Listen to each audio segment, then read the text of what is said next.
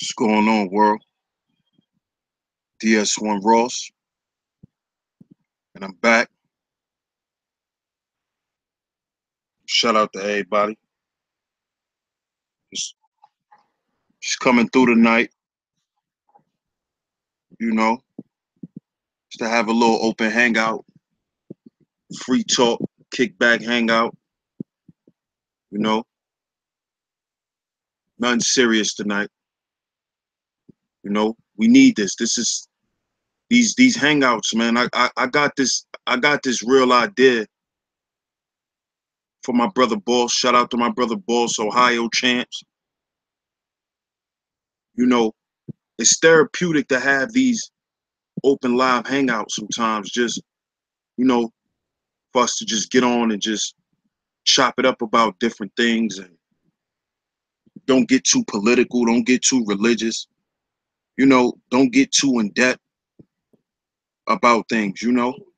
Sometimes we just need to have conversations like regular people, and that's therapeutic in itself.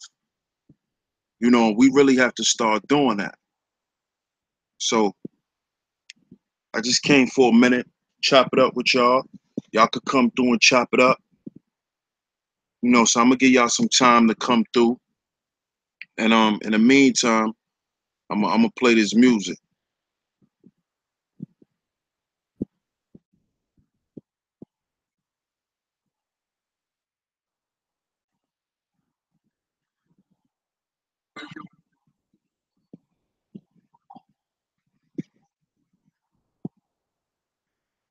Game ain't built on sympathy, y'all. Always remember that.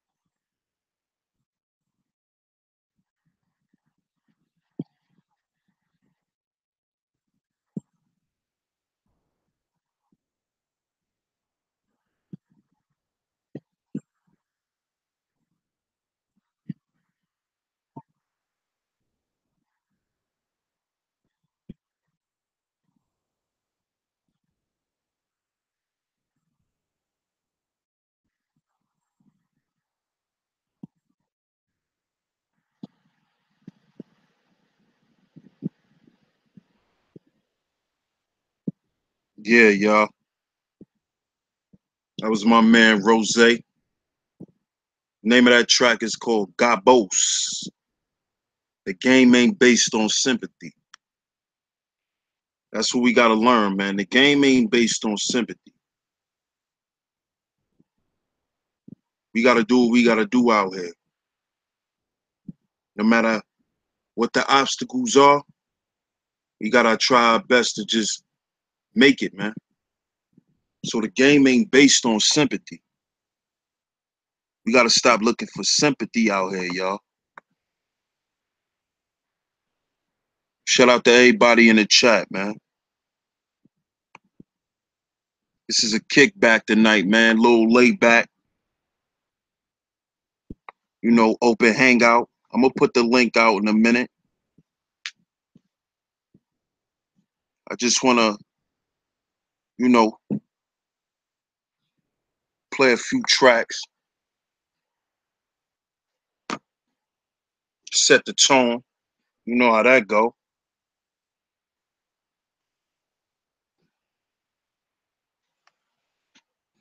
See my brother in the chat. Shout out to you, bro. Let's see what I'm gonna play next. If y'all got any requests, put it in the chat too.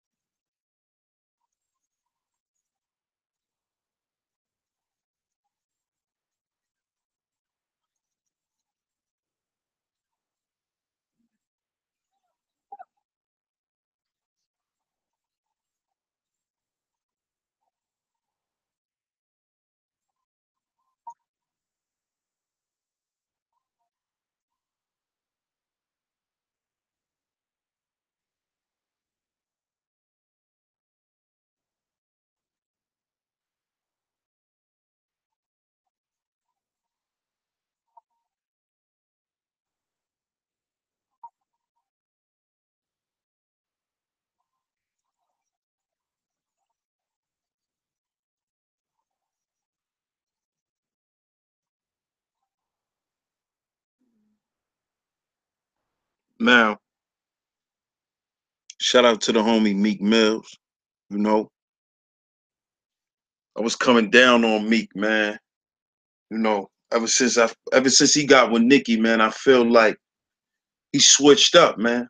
And I was watching the interview with him, and he said that he kind of lost himself when he was fucking with her. He got Hollywood. You know, he just lost himself. So I'm glad he coming back around and he making that music. He making that music that represent him and represent where he from. You know. So shout out to Meek, man. I see I got a few requests in the chat. I'm about to I'm about to play this Crucial Conflict, Universal Love, you know, request by my brother Boss Hog Outlaw, you know. Shout out to Conscious. I see you, sis. Shout out to the murder mommies. They're in the building for sure. So I'm gonna play this Universal Love by Crucial Conflict. Y'all listen to this, y'all listen to the lyrics, man. You know, the lyrics is real in here. Very, very real. Universal love, man. Shout out to all my brothers, man. Shout out to all my brothers.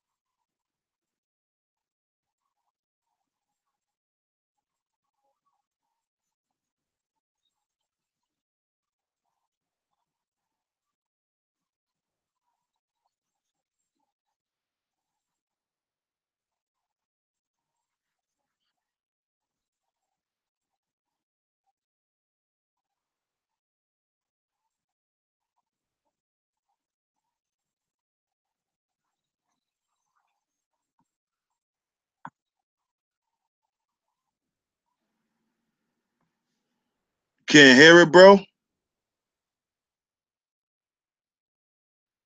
Can't hear, bro?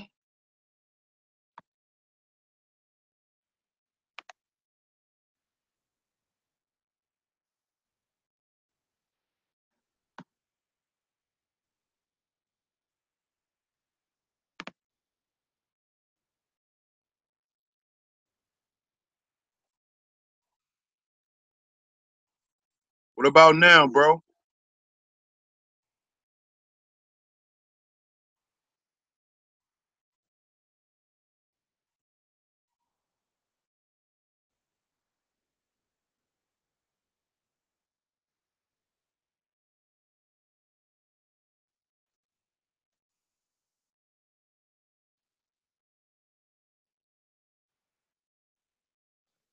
Hold up, y'all. I got y'all.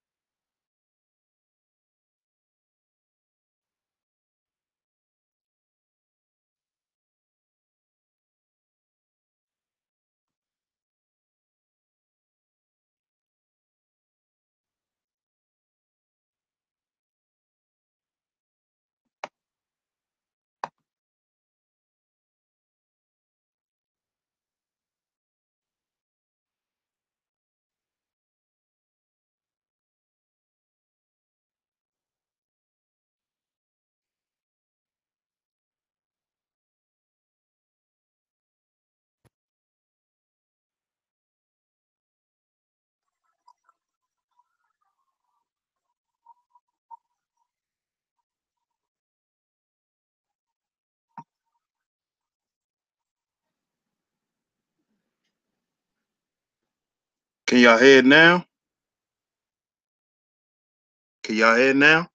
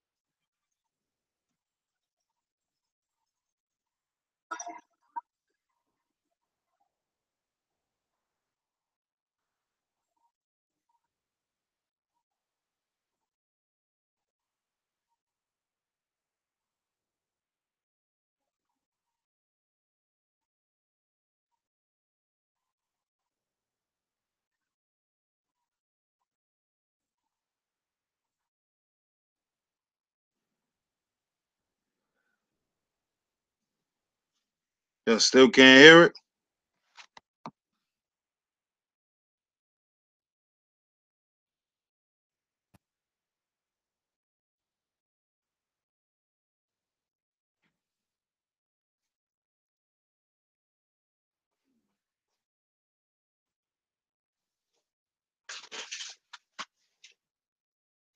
Y'all still can't hear it? Let me see.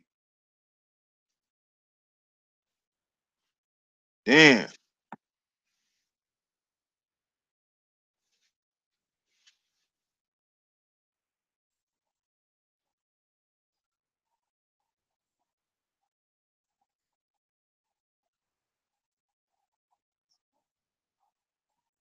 What about now? I'm playing it. Y'all should be able to hear it.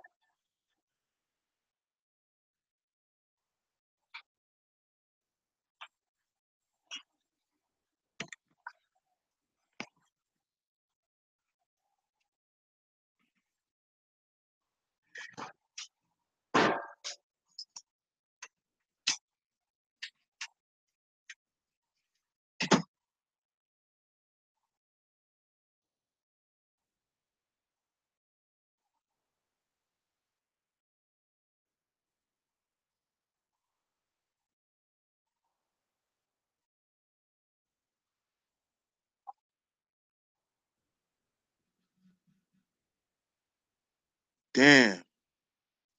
I'm not really good at this screen sharing shit yet, y'all. But what I'm gonna do is I'm gonna make this a little bit easier. I'm gonna put the link out real quick. Let me stop this screen sharing shit. That I think I know what I'm doing. So what I'm gonna do is I'm gonna put the link out. It's an open hangout. Y'all could come through.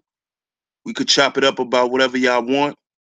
You know, it's no big thing, but it's a kickback, man. So it ain't gonna be nothing too serious. You want to come on and address anything? That's always cool too.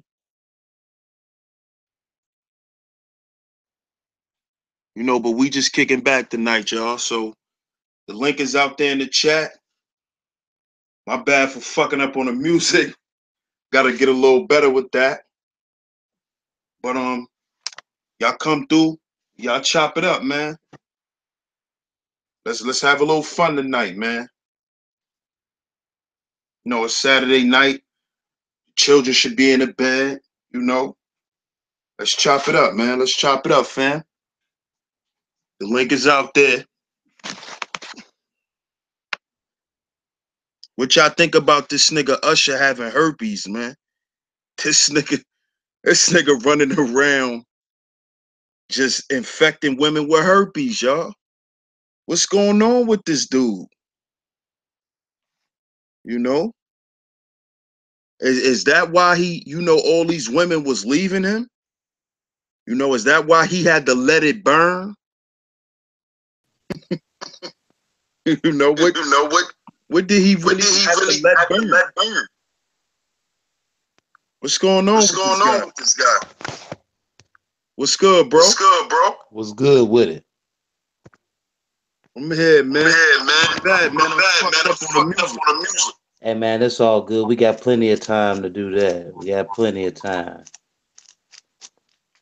What up, Conscious? What up, Snipe? What up, Brother Rob? All is well. Indeed. Indeed. So what you So Oh, think what you about think this about nigga this nigga Usher Usher running around running around women with HPV? HPV? man. I mean, you know that shit crazy, man. You know what I'm saying? I mean, yo,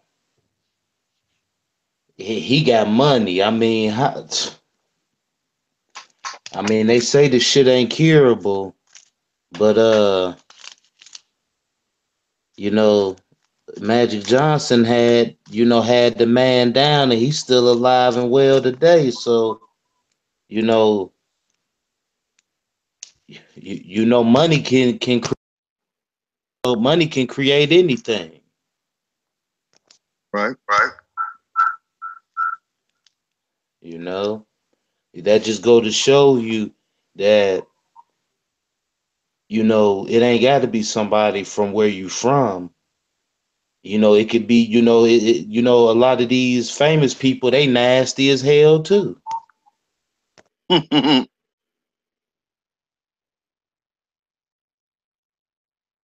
Real shit. That's ridiculous, man. You know what I'm saying?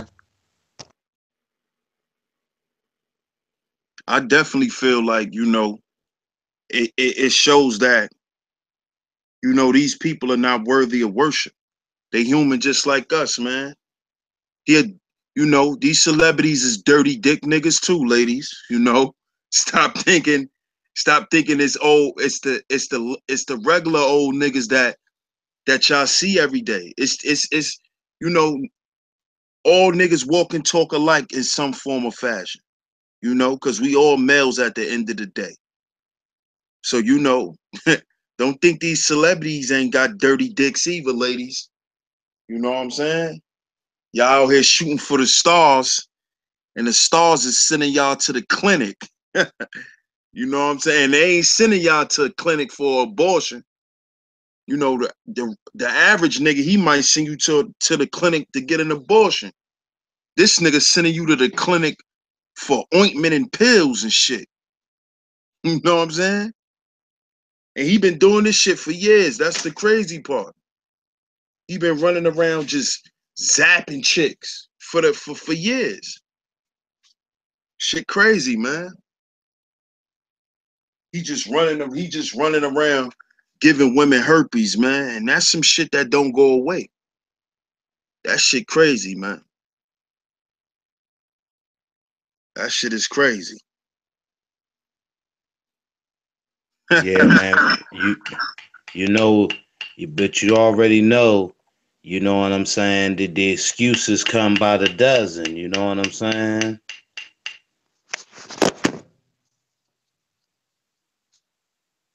Man, you know Man, how that you go, know how bro. that goes, bro.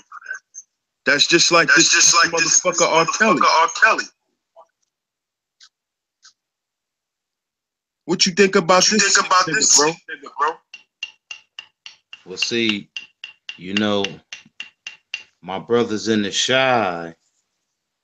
You know what I'm saying? Back home where, brother Rob from, brothers, you know what I'm saying, had been gave, brothers the rundown on R. Kelly. You know what I'm saying? And,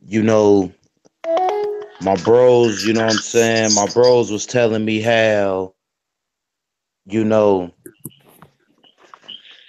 there was a female that was, 13, 14, 15. Her name was Tiffany. I ain't gonna say the last name.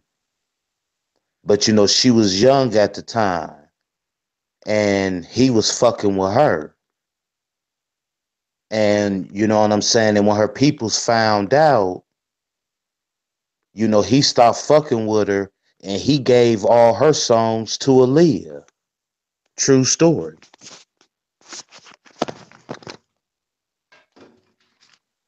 Wow, Wow. that's crazy, That's bro. crazy, bro. You know what I'm saying? So he So he been in he his been in his pedophile bag, pedophile huh? bag, huh? Right. He been a he been a pedophile sissy, but yeah, some of the songs at the beginning of Aaliyah's career, he gave them songs to her from a what I'm saying, from a female named Tiffany. I'm just only gonna get a first name. But he was fucking with Tiffany back when she was, 15 and shit like that. You know what I'm saying? And she used to come back to the hood and used to tell, used to talk about how she was fucking with R. Kelly, and of course, motherfuckers ain't gonna believe that shit, but it was 100% concrete. So he been, what I'm saying, he been walking around with popsicles in his pockets, ready to give them out. Right. He been walking around with fun size pack of Skittles in his pocket. Wow. JT, what up, bro? What you think about this nigga R. Kelly, man? And this dirty ass nigga Usher. What you think Man, about this, man? man, bunch of dirty dick boys, man. R. Kelly is the grandfather of pedophile, you ask me. This motherfucker, and I'm gonna tell you a little something about fucking R. Kelly too. R. Kelly was fucking them little girls back in Brooklyn and Harlem and all that. Ain't no quiet kept, and that's true. He used to have a limo on his after parties, just picking up little girls.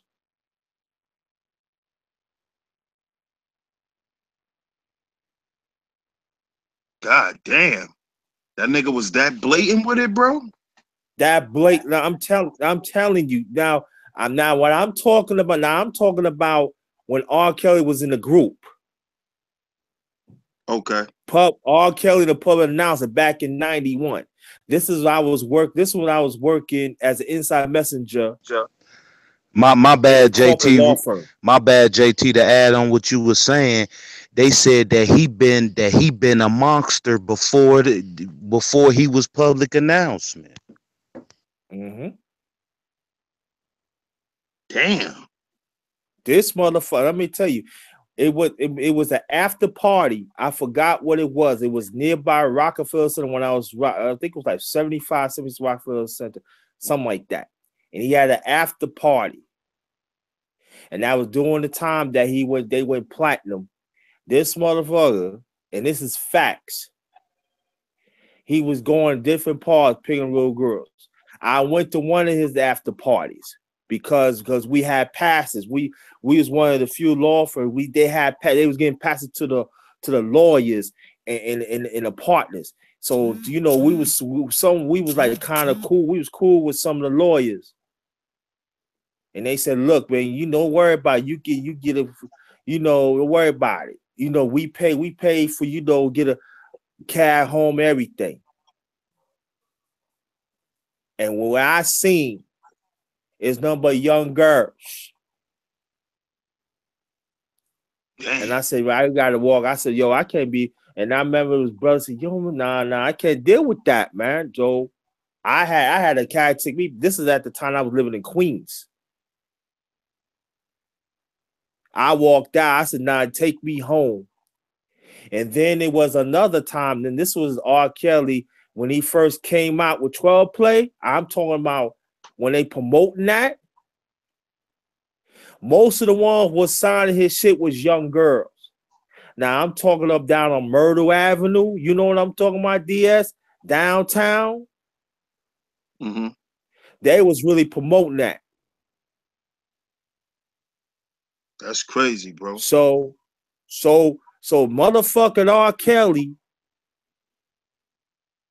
ain't no joke. Now I'm gonna speed up right now. R. Kelly, I believe that he coming to Hampton Coliseum, I believe was last week. And I had people on the job talking about most of the people who showed up was young girls. It was actually, grown women would say R. Kelly. I'm like, you know he's a pad? Y'all ain't hear what Nas said years ago? Y'all don't remember when Nas said in the interview how, what I'm saying, when he used to be, kicking it with R. Kelly and shit, how R. Kelly would always want to go up to McDonald's and shit. And he will always go and holler at the females with the short ponytail. That let you know that they was young. Nas said this shit years ago. Good. Wow. T Duck, what you think, bro? Hey, it's Super Manny, bro. I like to say what's up with everybody first and foremost. What's up with the chat? Yeah, it's just Manny, cause like I mean they ain't got no morals to them. Like what type of sense do it make not to wrap up? It's not like you going in not knowing like just because you got a pretty face or you know you untouchable to where you can't catch nothing with the whole Usher situation. So you know he played Russian roulette with his thing and he got caught up. Now it's scandalous that he out here, you know, infecting other motherfuckers that probably going back home to somebody. And it's just mainly that's the game they play, but that's when they ain't got no sense of, you know, they ain't got no sense. And as far as R. Kelly, I mean, that's just utterly gross. I don't know how he survived as long as he survived because I mean, who wants a little girl? That shit ain't appealing. That shit ain't sexy. Like they still be smelling like pee. Like they barely know how to even clean themselves. Their hygiene ain't even up to par. If you ask me, like I know how my daughters are, and I gotta be on them and shit. And it's just like looking at my daughters and thinking that like I could find somebody attractive at their age. That's just gross. Like that made me sick to my stomach. And it's just like, how is he able to be who he is, and why are people turning their eye to it? It goes back to that Bambada type shit. It's just like we turn a blind eye to the wrong shit, and it's just like I just don't understand how he able to do what he do. But at the same time, you know, it's a freak nation, and it's like anybody that's in those big record companies and all that stuff. If you ain't independent, I don't really have too much respect for you because I know you in some weird shit. But you know, but Well, this, but well, I think with R. Kelly, I think what why he's surviving is because he still got the support of a lot of women. hmm You Facts know, and sad. right? and grown women too. Right. That's the issue. These grown women think that he's singing to them when he's singing to their daughters and nieces. hmm You remind me of my Jeep. I want to ride it. Think about this. A lot of us was born from R. Kelly music. Think about it, y'all. Hey yo. He Yo, re- I'm he remind him of man. his Jeep. Think he, about this shit. he said R. Kelly said, you know, the women in the front row get to screaming. He said, nah, sweetheart, I'm talking to her over there. With, Right, with the Dora Explorer coloring book in her hand. right. I'm talking to your little niece with the jellies on her feet. Or Sick with nigga, the man. Creole with the Crayola crayons. Mm. And see, a lot of a lot of our women gotta stop supporting that nigga because they thinking it's a conspiracy and it's not. You know that dude. You know he married Aaliyah when she was 15. Yep, age nothing but So a number. that showed you right, exactly. So all that shit just goes to show you that you know we have to stop sexualizing our young girls with this music, and it comes from the older women. The older women got to start being able to pick out certain shit and not play that shit around their children. And like I said, a lot of us was born out of R. Kelly, so shit is crazy, you know. Just like a lot of us was born, a lot of older people was born from Luther Vandross, Teddy Pendergrass. These niggas was gay. Okay, You yep. know, we thinking he talking about a house is not a home because his wife not there when his wife is a man. Yeah. Yeah, You know, when I get to think about Freddie Jackson, right, you know, you know he used to talk about you are my lady. right, You know, Find out year, bro. I would really like to talk to our fathers and shit, and ask them like, yo, did y'all know that Freddie was fruity, or is y'all just finding out, years later like us? And how did that make y'all feel, to find out that all these years, y'all thinking he talking about a woman, and you know what I'm saying?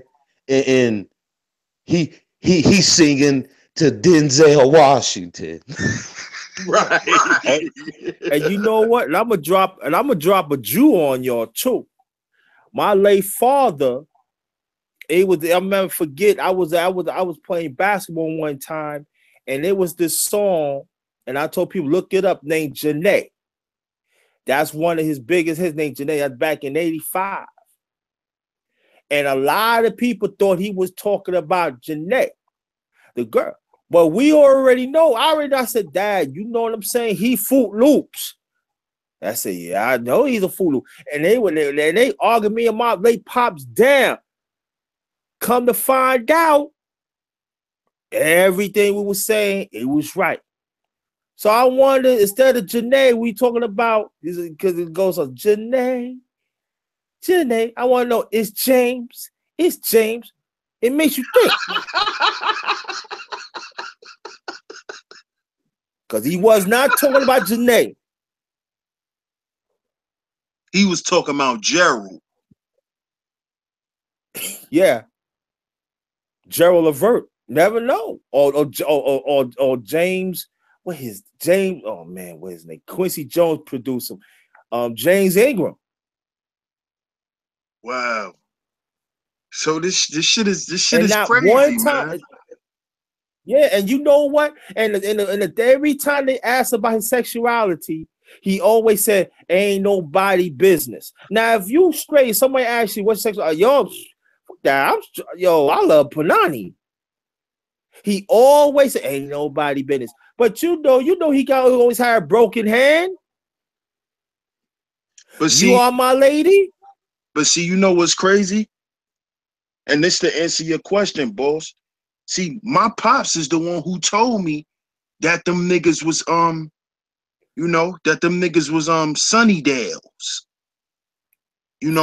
My pops is the one who told me that, Teddy Pendergrass got into that car accident and messed his leg up because he was getting head from a tranny. My pops told me that. That's facts.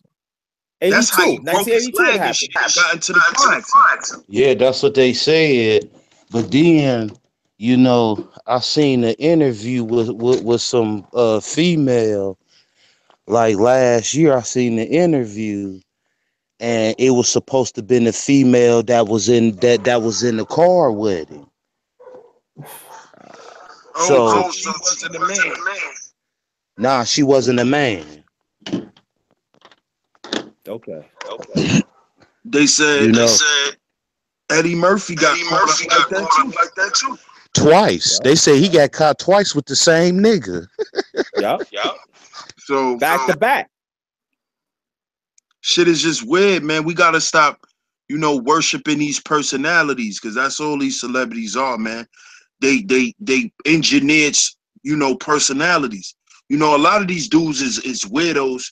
That's why they got A&Rs and shit like that.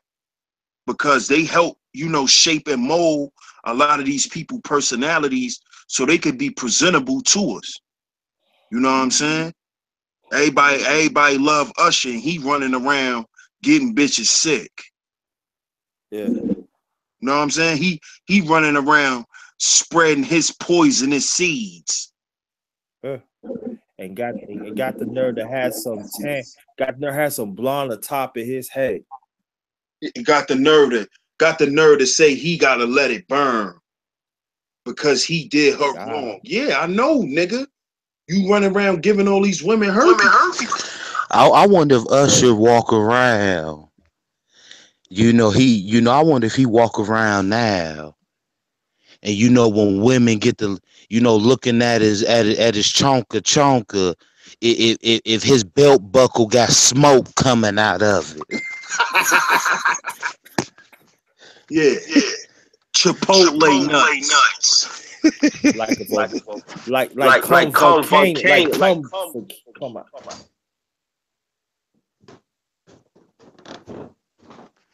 Man, man?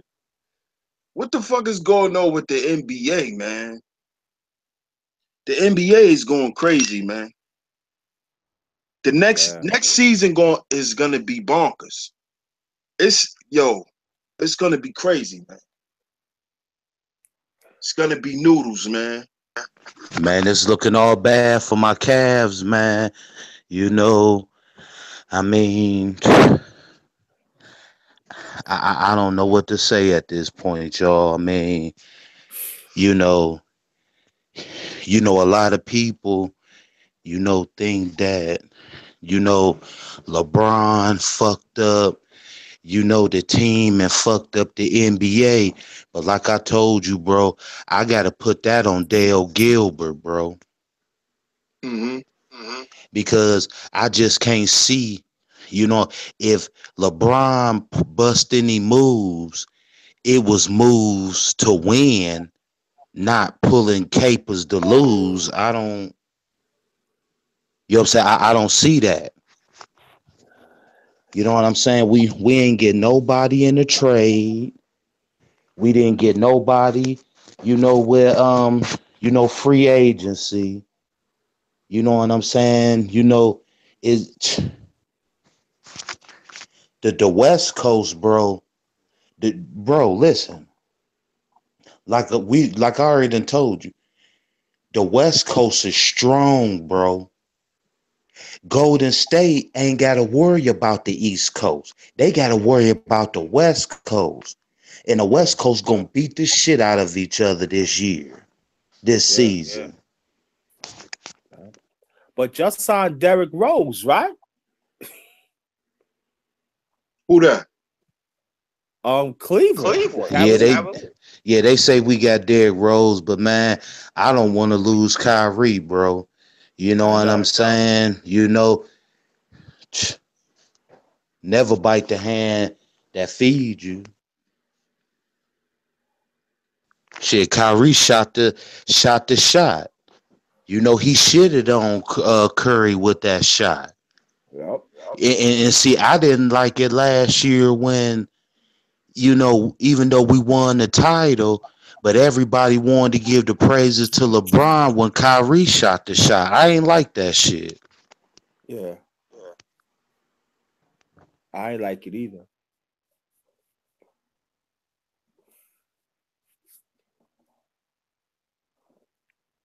Well, my Spurs looking good.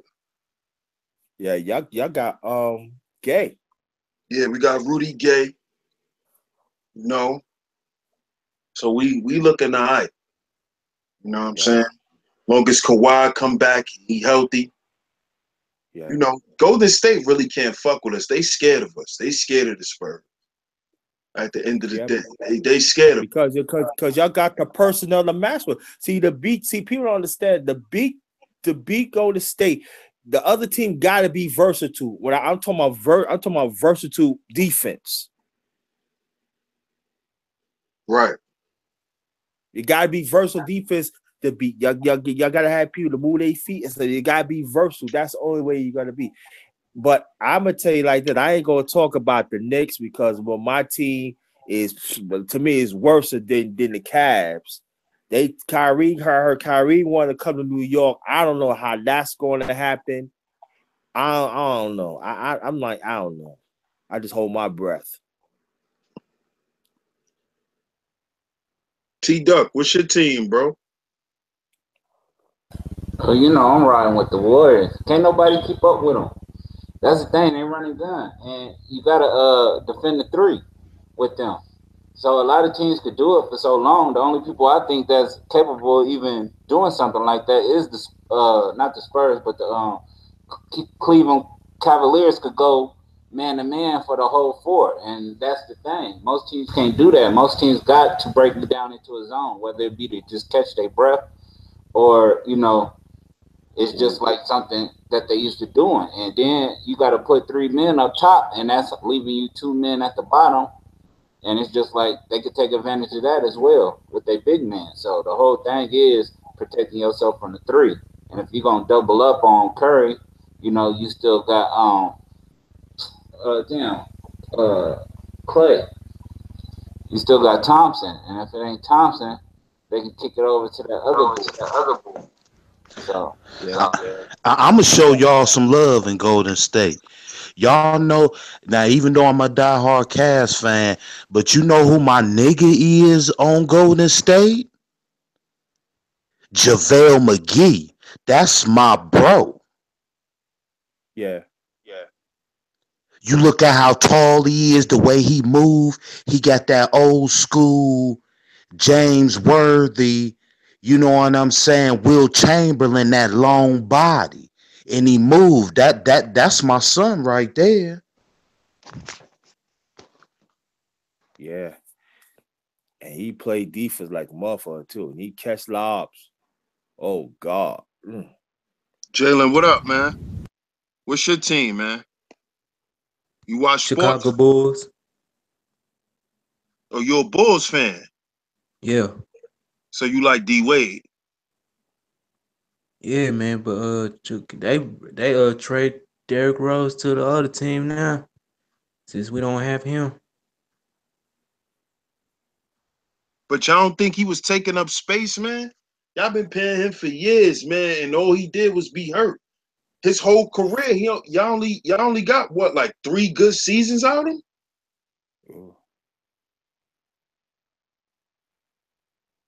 Y'all didn't get that Think we much do. production out of him.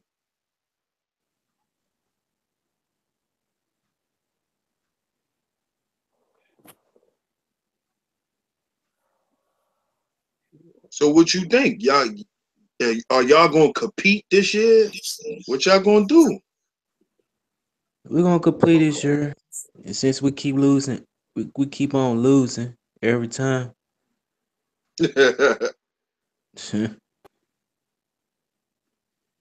Also, DS, want to make sure this question. What your thoughts on Floyd Mayweather versus Conor McGregor fight? What your thoughts about it? Just asking. Oh, Floyd gonna beat him to death because at the end of the day, this is not an MMA fight. This is a boxing match. He's not gonna beat Floyd. Floyd is the greatest boxer ever.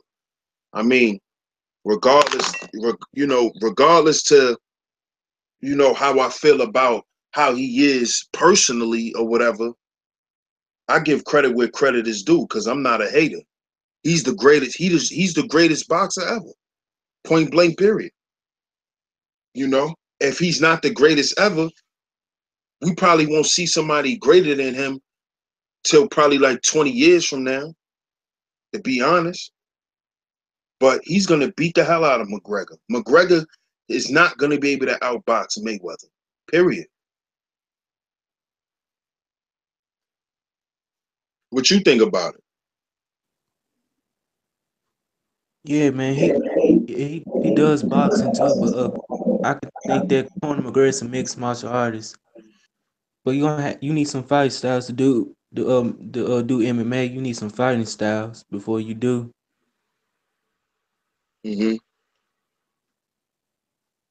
But do you actually think he could straight up box Mayweather though? Because he can't throw no kicks. He can't throw no elbows. He can't do none of that. All he could do is throw punches. I don't think Conor McGregor he gonna lose. I can tell you I can guarantee I can guarantee you he gonna lose. Hmm. I feel the same way. What y'all think, bros? What y'all think? The rest of y'all on the panel? I think that I know motherfuckers ain't gonna like this, but I mean, Floyd, can't nobody outboxing. You know what I'm saying? We just gonna keep it all the way real. But if that white boy take them gloves off in them boxing shoes, he gonna kill Floyd.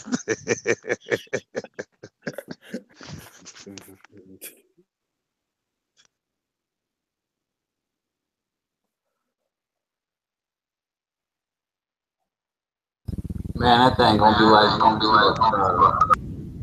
hold on. That's fan. But you know who my nigga is? Oh,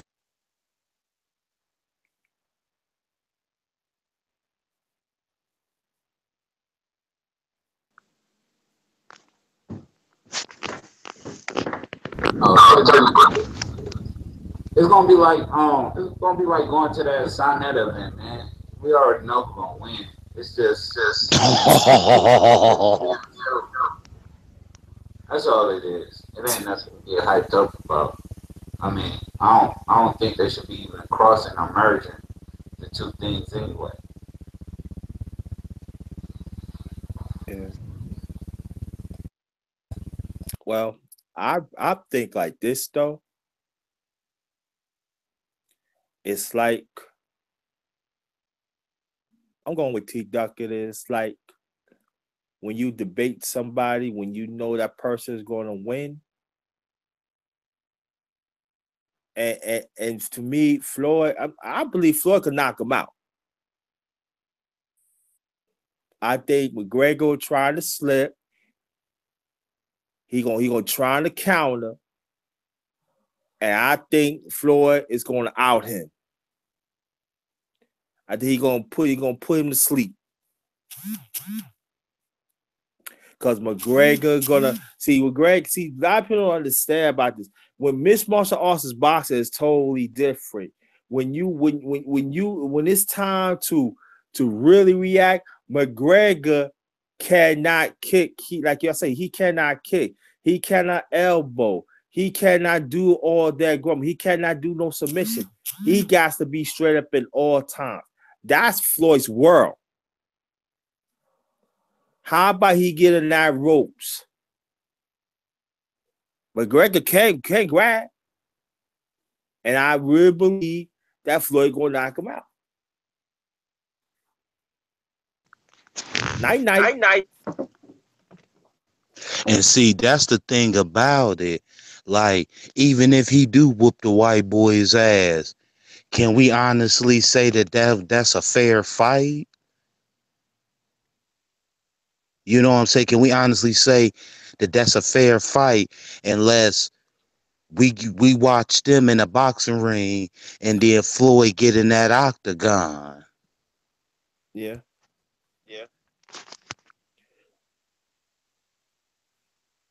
Yeah, I see what you're saying, bro. And that's where I think it gets more political at for the Yeah. for McGregor, because this is going to be a payday for the MMA. Yeah.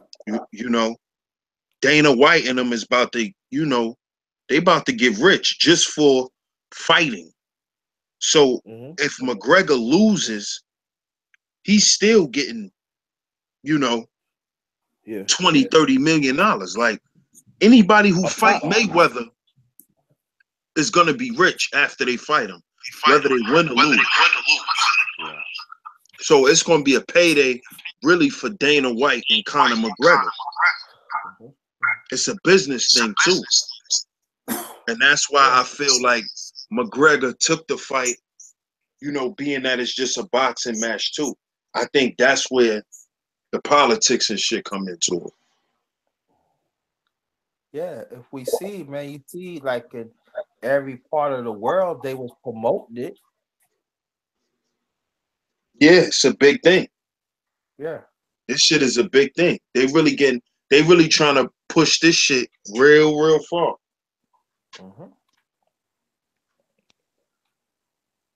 I was just arguing with somebody last week, telling them that, we was talking about Floyd versus, you know what I'm saying, Roy Jones Jr.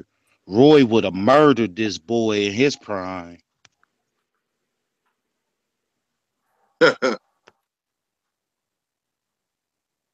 What y'all think?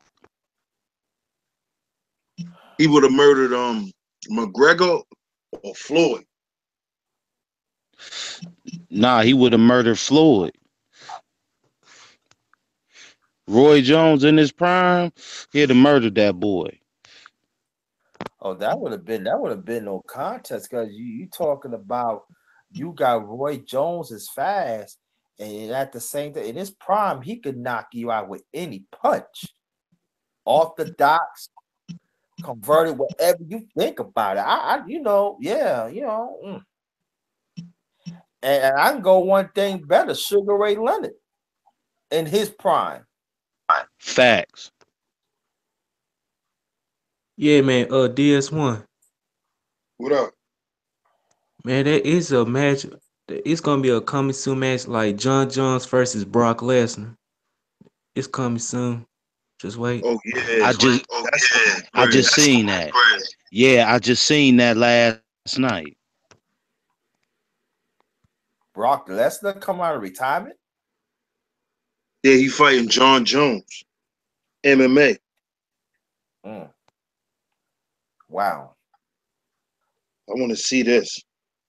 Yeah. I want to see that. That's a It gonna be. fact. That's a It need to fact. be like Bobby Lashley versus Brock Lesnar. Say that again. Bobby Lashley versus Brock Lesnar. In the octagon? Yeah. Mm. Mm. What you think, T Duck? You think Roy Jones and Sugar Ray in they prime will murder Floyd? Nah, that'll be something. That'll be a sight to see.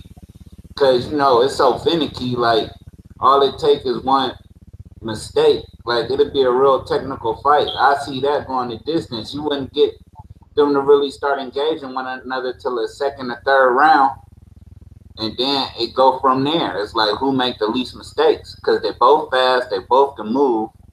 Neither one of them want to get hit. Yeah. So it's just like whoever worked the gut first and able to slow the other one down, that'll be the winner. But it's one of them you can't judge. It's just like a clash of the titans. You feel me? And Sugar Ray like to use them ropes. So I mean that right there in itself is a benefit. If you Ali used to use them ropes too. That rope it though, but it's just like it's so much to it to really just say who will be a clear cut winner. I think they will actually have to fight to see who will come out on top and who make the least mistakes. Yeah, I understand what you say, T Duck, but this is my thing. And I can say I've seen a few fighters in my time. And I'm gonna throw the hitman in it too, because we talking about fighters that's well rounded. I could say like Hitman, because Hitman got better, when he got older. But I'm talking about Sugar Ray Leonard. Sugar Ray Leonard had defense. I know he lost a few, but the one thing that people keep on sleeping on, despite people don't like him, when it's time for kill, Sugar gonna get you. And he has power. And you can never forget about that. Yeah, you can outpoint him. I gave case in point back in 81 when Sugar Ray Leonard was losing to Hitman Herbs. When Angelo Don D went tell him, you're blowing it, and look at the 14th round. Sugar Ray Leonard came back and knocked him out. And I'm not taking no credit for Floyd. I'm not taking it, but let's be honest. It's been over a decade that he knocked out somebody. And I'm not saying he's great. He is. But I'm gonna go one thing better. Sugar Ray Robinson, way back. If he would fight him, it would not be no contest. But I give Floyd his just due. But the thing about to be is that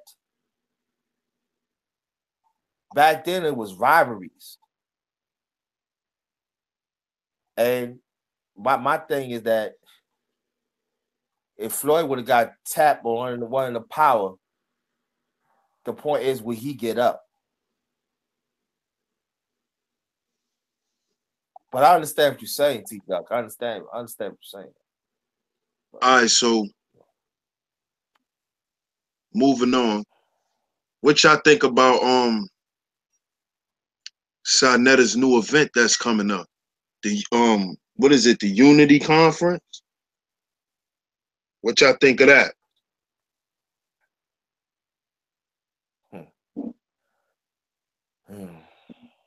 Boss, what up, bro? What you think of that? About who? About who got what coming up? Sanetta. Sanetta. His Unity His Conference Unity that's coming up. conference that's coming up. I mean,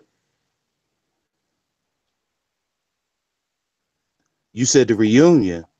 Nah, it's like I think Nah, it's it's called like the I think Unity it's called Conference. the Unity Conference. I mean, it sound cool long as everything go good, long as it ain't no dog and pony shows and shit going on. I mean, that's what's up. If niggas gonna do it for real. You know what I'm saying? Right.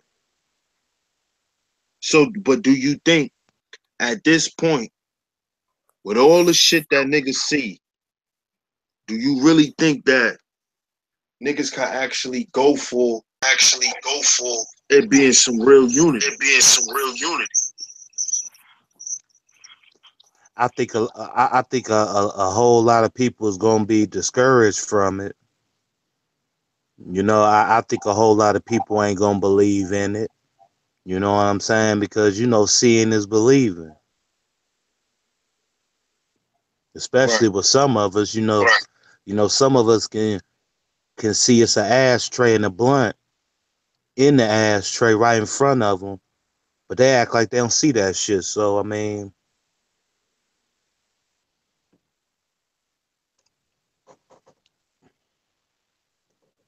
I got you you. know, maybe it'll work. You know, maybe it'll work, maybe it won't. T Duck, what you think? I think it's gonna be a unity as far as trying to strip them of they trying to strip the patrons of their paper. But as far as like anything being new under the sun, I doubt it. Like they just gonna give them that feel good that it's gonna be like going to church on Sunday, except you getting charged $25 at the door instead of having to sit through hours and hours of a preacher telling you that the collection plate ain't full enough. You gotta buy that bland ass food that's supposed to save your life. Man, that shit, I'd rather be dead if I gotta eat that shit all my life. And a lot of people trying to tell you like how bad you living and how right you need to be living, and then they hop in the fucking cars with trannies and shit. So man, it's more that feel good, but do as I say, not as I do type shit. That's all that's going on. You like it, I love it. JT, what you think about it, bro? I think it's just gonna be the same old characters be in it, bunch of swirlers, bunch of sweet boys, bunch of dick boys, bunch of and head, sweet sick boy. All them gonna come to this Of this collection, collection. and that's all it is. But this is the question that we need to ask ourselves: do we understand what happened in the past? Are we learning from the past? See, these are the questions that we need to ask ourselves. Now, unity and stuff like that, that's well and good and everything is like this. It's like this. If the baby shit in the pamper, the baby shits in the pamper. You gotta change it. This is the bottom line. They have not changed. They diapers. They have not changed of their ways. So to me, unity is shit. So that means we gotta have our own unity. We gotta surround it by people that is willing to heal. Because this is not healing. It's a, it's a collection plate of shitry, of fuckery, and wherever it is.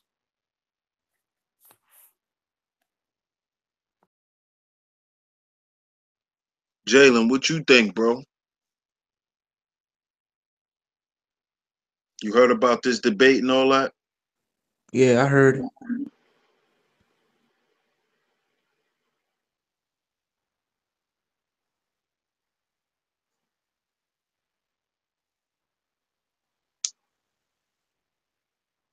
What you think?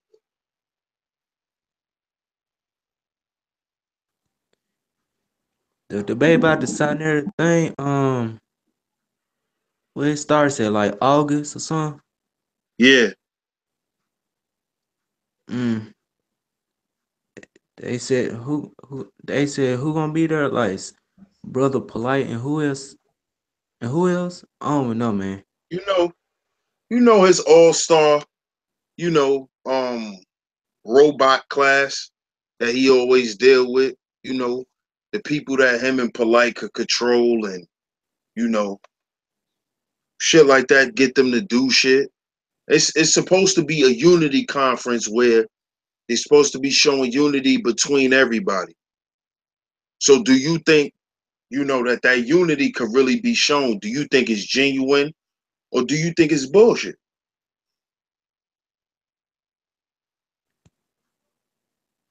I think it's gonna be Unity or BS.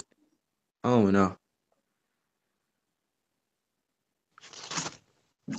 Hey, bro, Water Sniper asked me and you, um, did we think that Polite, you know what I'm saying, disrespect black women by taking the picture, you know what I'm saying, with the white girl? And I'm on that. I'm a answer a question with a question. Water Sniper. Um, was black women offended when Serena Williams got with the white boy and now pregnant by him? Good question, Good bro. question, bro. Man, that was a Man, that double was a standard double too. standard too. Because I'm tired of brothers being called coons and swirlers for dealing with white women. But when a black woman deal with a when a black woman deal with a white man, she hit the jackpot. It's high claps, standing ovations. It was crickets and silence because a black woman dates a white man. They silence and crickets. Machine Gun Kelly said he dates a black woman. No backlash of it. But when Kodak Black said he dated a light, he want a light skinned woman. Every black one just it was World War III now. Yeah, because at the end of the day, we got to understand that the double standard when it comes to shit like that, you know, men are looked to as the species of the ones that's supposed to be more accountable, more responsible, you know, the one that's not supposed to fuck up, the one that's not supposed to make the family look bad and shit like that. So it's gonna always be double standards when it come to that. But Yeah. just to answer Water Sniper question, because I saw it in the chat, I put nah, But just to elaborate on it, nah, I don't think it was disrespectful to black women, because at the end of the day, not only is he married to a black woman, but the dashiki is not just for black people no more. See, we got to understand that our culture has been commercialized. You know, this is why I say it's not a conscious community, it's a conscious industry. Polite is showing y'all that he's creating an industry for this conscious shit. And he letting niggas know, listen, if y'all want to get some bread, fuck with me.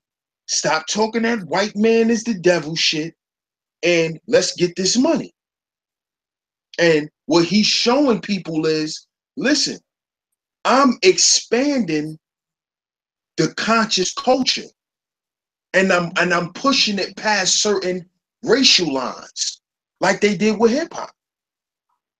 Yeah. That's what he's so-called doing. You know? And we gotta understand that our culture don't belong to us. So why the fuck are we crying about a white woman wearing a dashiki when most of the dashikis that us niggas buy ain't even made by niggas? That shit made in India. I mean, to me, bro, you know, if you ask me, bro, a white bitch rocking a dashiki dress, to me, bitch, you saluting me. Right. You You could salute look at me. it like that too. That's real shit. You saluting, you know, the original. You could look at it like that too. I mean, and I feel like we gotta start looking at shit in that type of way too. We gotta start looking at shit in a progressive way. You know, and that's what I agree with Polite at. You know, black people, we gotta start looking at things in a progressive way. We can't say we the mothers and fathers of civilization and we created everything, but we're not willing to give it to the world. You see? See, the problem is we don't want to give it to the world, and we have a problem when the world capitalize off of it because we're not capitalizing off of it. But that's not their fault, that's our fault. Yeah. That's our fault that we not capitalizing off our culture. Yeah.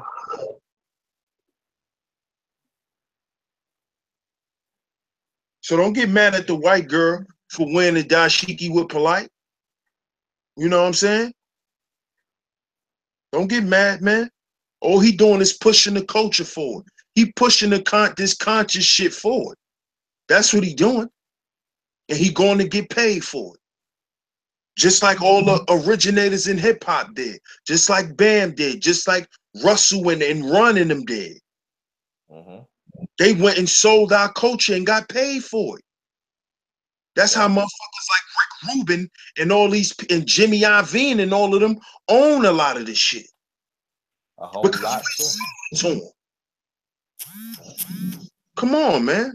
We gotta look at how the game was really played and understand what really happened. You know? and go We more to your did point, my business with brother. these people. Yeah, and go more point your. I mean, cut you off and go more point your brother too. And I want people to look this up too. And this is true. This is facts. In the late '80s, Barry Gordy, creator and producer of Motown Records, he sold his company to the Japanese or Chinese, something like that, for $300 and something billion. You know what Barry Gordy is to them? Just a chairman. Why do you think Motown music has changed from the late '80s until now? Why do you think that because most of the Japanese is taking on right now the music industry, and I'm talking about soul records and old R&B sounds, that most of their copyright you see in the front is done but Japanese, because it comes from Motown when Barry Gordy sold that music. So that means when he sold that, he sold our culture. 300 and something $billion.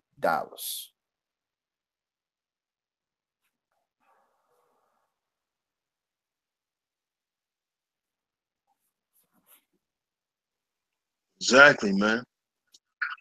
So, let's stop being mad at polite and understand, you know, certain people's position. See, because at one point I used to be upset about a lot of shit like that too. But I had to start, you know, looking at the game from a coach's perspective, from an owner's perspective. This is why they say business isn't personal, but the only thing personal is business. And we got to start looking at things like that, man. We can't say that we invented everything and then cry about motherfuckers that's owning it because we don't own it. And that's the problem. That's what I feel like the problem is. And that's where the problem lies. And that's why we have a lot of frivolous discussions about bullshit, and we focus on hating people instead of us really being progressive and moving forward. Because everything that our people done in society, it was to help humanity. See, we got to get out of thinking that it's all about us. See, our people, our ancestors that we like to talk about and all of that shit, they didn't just stand on the front line to fight for us. They stood on the front line to fight for human rights. They felt like they were being treated less than human. Not they felt like they wasn't being treated like a black person. So we got to understand what the real fight was.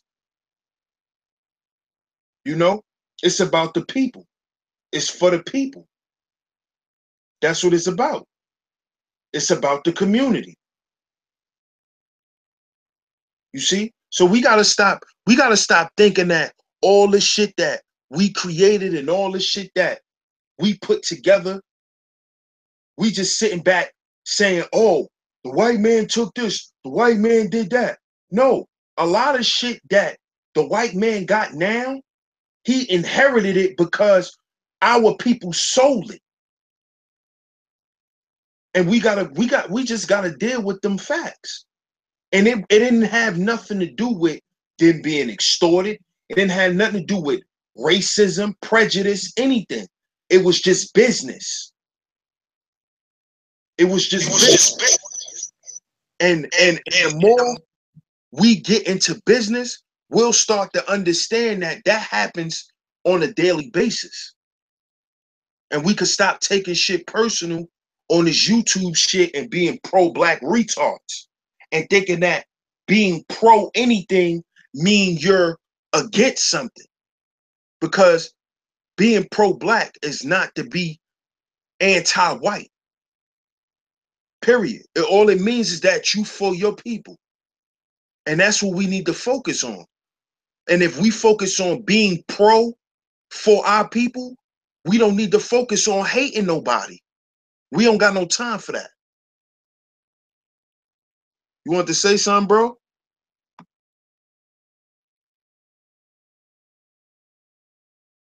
Yeah, I mean, that's just like with the diamonds, you know what I'm saying? Conflict diamonds. A lot of people say that they don't want no conflict diamonds. You know what I'm saying? I always told people, you know, when that subject became big years ago, when Kanye had dropped that diamonds, are forever, and then, it got big. See me, I would rather fuck with conflict diamonds. You know what I'm saying?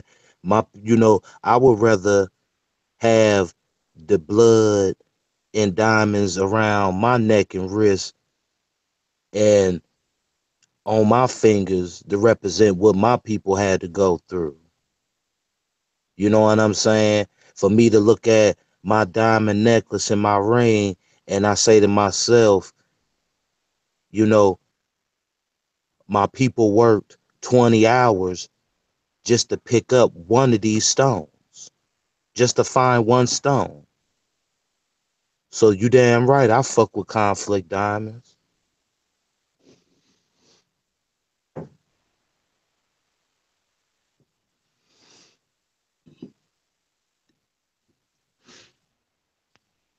One of y'all could touch on that.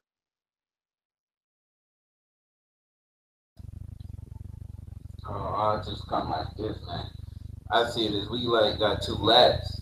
You know what I'm saying? It's like if we in a basketball camp, you know what I'm saying?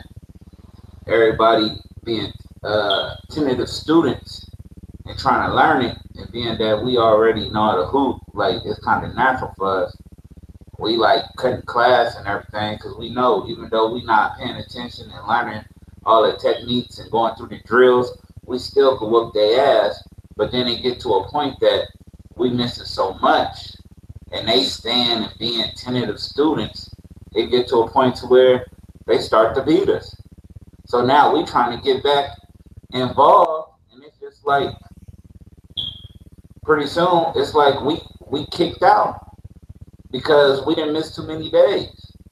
So it's just like we gotta stop thinking that because we started something or we the creme de la creme of something that it's time to relax. We gotta understand. We gotta stay competitive because ain't nobody giving us a motherfucking thing, especially in 2017. 2017, we gotta really work hard and we gotta compete. We gotta be competitive. We gotta put our best foot forward in any endeavors. Like we gotta understand, most people don't sell nothing until they find really no use for it no more. And then they sell it for double what they paid for it. And like that's what I see. Like when the whole meth thing, first the meth thing was a white boy craze. And now we dealing with meth. Ecstasy was their little thing when they went to their little house music parties or whatever that they used to have at them at the pier and stuff like that. You really couldn't get into them. But now ecstasy is for everybody.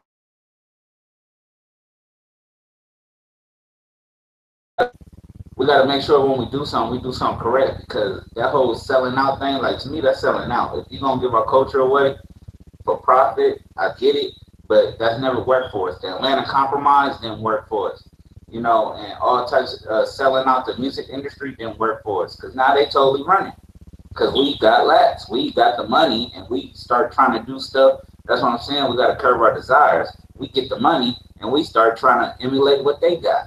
You know what I'm saying? We living out our dreams. We going on trips and vacations. We don't stay working. And that's the thing. We got to stay hungry, regardless of what we got, knowing that that could be passed down. Like, we not preparing for future generations.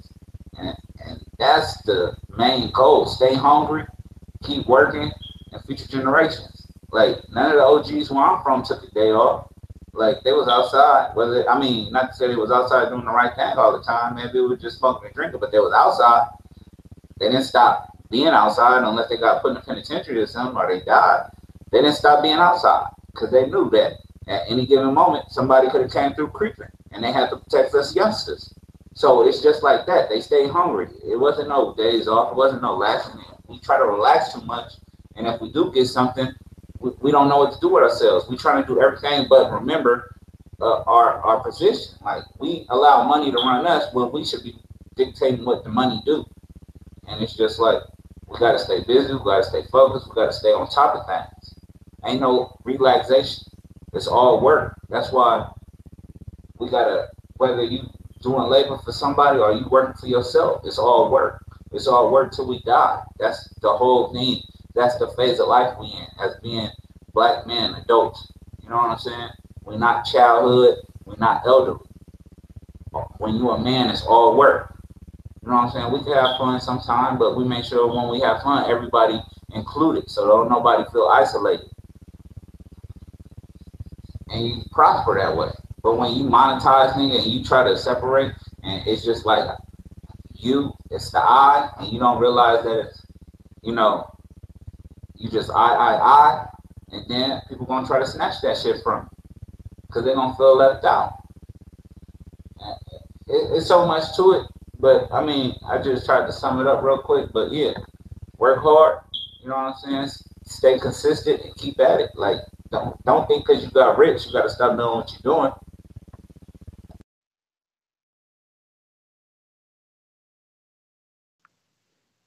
Yeah, definitely. I agree with that. I would like to touch on the subject. You know what I'm saying? This Mike Vick nigga, you know what he said about, Kaepernick, saying that he need to cut his hair and all this other type of bullshit. You know what I'm saying? Mike Vick, he a fuck nigga for that. You know what I'm saying? A nigga who was making thousands and thousands on top of dog fighting. You know what I'm saying? That's the only advice that you would have for a man like, Cap. You know what I'm saying? You know, all this nigga Mike Vick did, he got out, he had some little type of sissy program where he was, teaching people about not fighting dogs, and that was it. Cap is actually talking how he walk, and he ain't worked in a minute, and he's still spending bread with us. A lot of people don't know. Um, a month and a half, 2 months back, recently, Cap he put some bread up and donated suits to black men to go on job interviews for. And this faggot Mike Vick come out and say some dumb shit like that. Like, I ain't feeling that, bros. Fuck that nigga.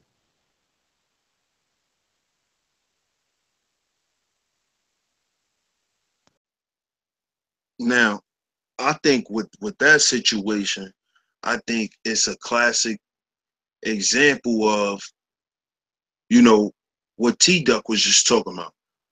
A nigga selling out for some bread. You know, see,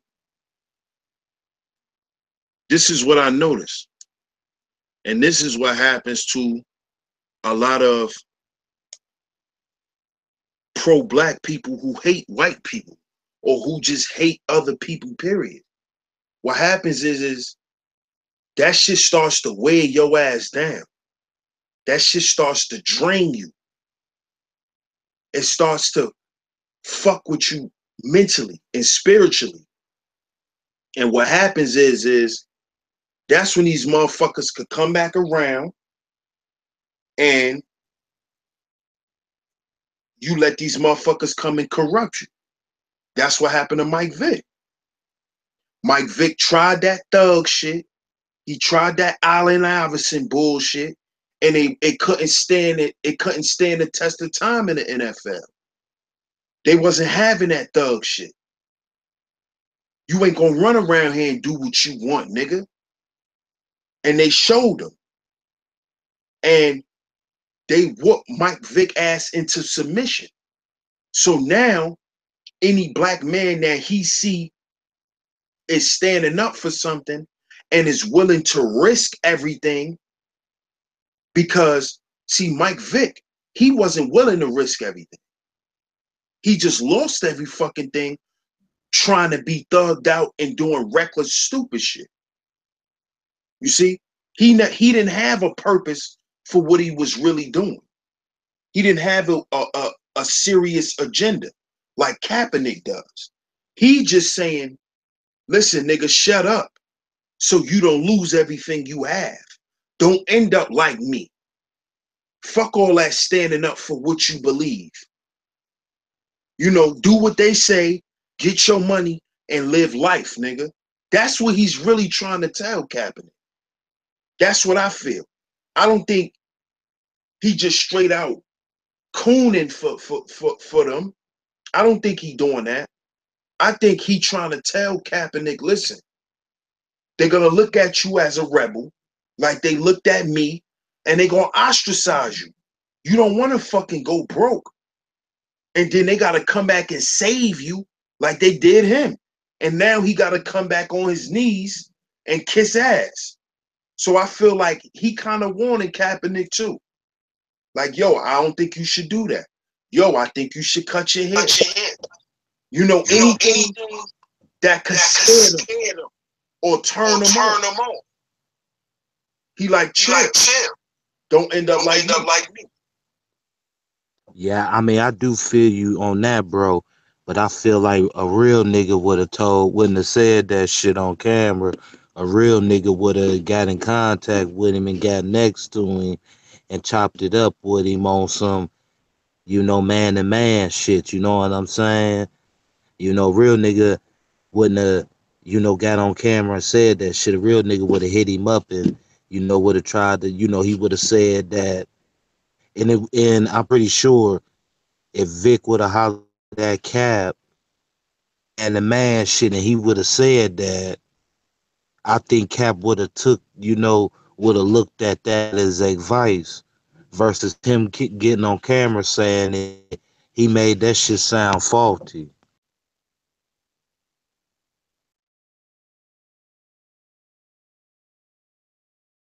I feel what you saying, bro.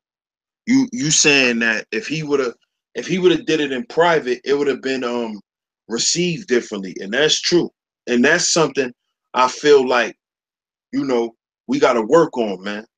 We got to start wanting to solve issues and shit, or even if we just want to give somebody some advice, do that shit in a private, man, because especially when you got certain eyes on you and you on a certain platform that's on a certain level, you got to do shit in the private, man, because the media gonna always spin it and make it look some type of way. Because what it looked like he was trying to chastise Cat. Like, nigga, don't do that, like on some overseer shit, you know? So I definitely feel what you saying, bro. It didn't look like it was coming from a place of positivity. It looked like he was trying to check the nigga Cat. I feel what you saying. I feel exactly what you saying. And I don't agree with that shit either. Not at all.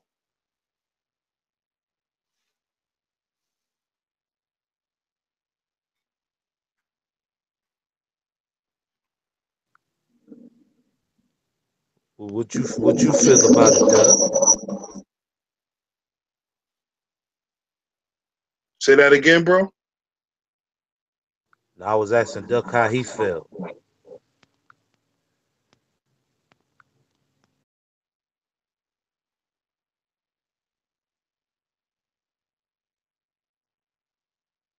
JT, you there, bro?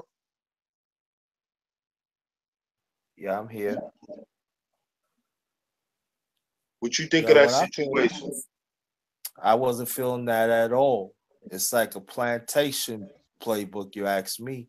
But if we go some years ago, when Vic was playing for the Philadelphia Eagles, when he got his second chance, look at that Cooper character that called us bunch of niggas and say a lot of derogatory things. Who the one came to his aid was Michael Vick. So let's not think that this is the first time this has happened. Michael Vick had taken up for the had taken up for this white person, and this person to this day still playing the NFL, and he's still a racist. Even you got the president. Even back then, you got the general manager that backed him up, and then I think it was another. I think it was another brother that he was Christian that backed him up. But at the same time, a lot of the teammates wasn't feeling that. So I'm definitely not feeling that. Vic is still part of that paradigm. You know what I mean? He want to get his knees dirty. He's a man. Yes, sir. He was a yes, sir man. That's all he Oh, is. so you think he definitely on the coon train? He was on the cool train when he took up that Cooper guy. Back when I like the example, the true story that I said, he was a coon then. The NFL said, "Boys, stay in your motherfucking place."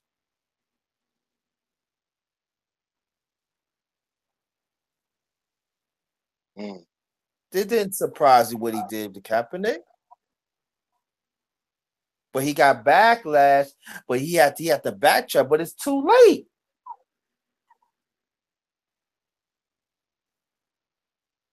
Let's see for what it is. Let's stop thinking that these are isolated situations and see for what it is. Just as Kansas City Chiefs right now, he's supposed to be a coach. He on a plantation now. He part of their playbook. Let's see for what it is. Back at you. No doubt. Now, now, before I end this, I gotta turn it up. I gotta spice it up. Shout out to my nigga Suge, man. Um, what y'all think about his stream earlier, man? When he was playing old videos, of old lives, old hangout of us, bro. With us, truthfully honest, 118. What y'all thought about that, man? Well, I didn't get a chance to see it. That's on his new channel. Nah, it's on his Uncle Suge channel. Well, I ain't think I subscribed to Yeah, that one. you probably didn't see it. But you know, No, I didn't. Boston T Duck saw it. What y'all think of that stream and what y'all think of Akash's Akashi's video? video. First off, you know, what's up to everybody in the chat? Original man, T Rain. Nah, T Rain, tell us, put us on to what happened recently. John Doe, LK, Megla, you know, Con, Conscious Observer, Jalen, everybody came through. Now, woo wee, I hear this. I hear this. Woo woo. Now,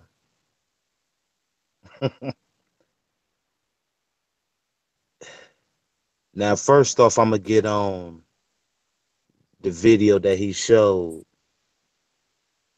You know what I'm saying? With us on the live stream, and that was funny that Suge showed that because so funny too. You know, Suge he got crazy dislikes for that stream. That shit funny, and it's just funny how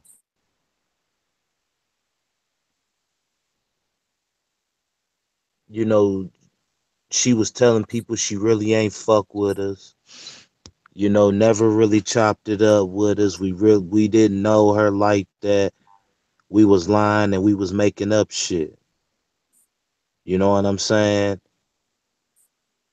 But that stream tell a whole different story, and it's been telling the same story that we've been telling everybody else for, as long as that shit went on. You know what I'm saying? And I mean, y'all heard her. She, was chopping it up, enjoyed herself, felt real comfortable. She could speak her mind, say how she felt. She was actually a human being. You know what I'm saying? She was actually a human being.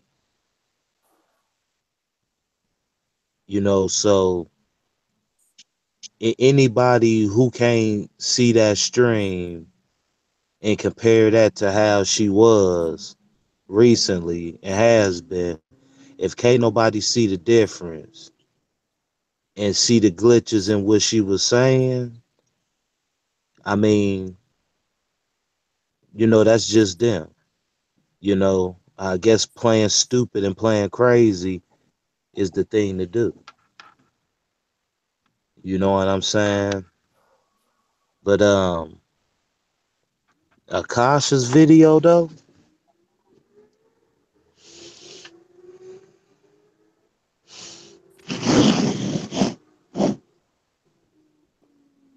you know what I'm saying? Wow. I mean,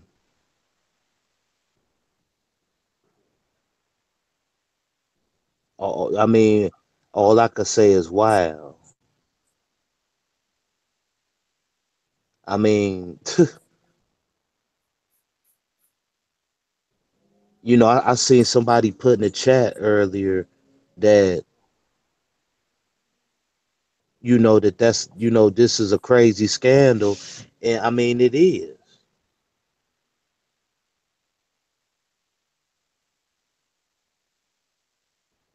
I mean,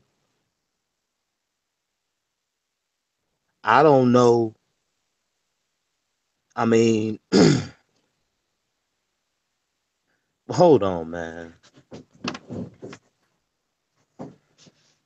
I mean, all the way down to the shit with her screenshot Nakasha, different people's live streams, telling her that people dissing them, all of them as a whole, but they was really dissing her.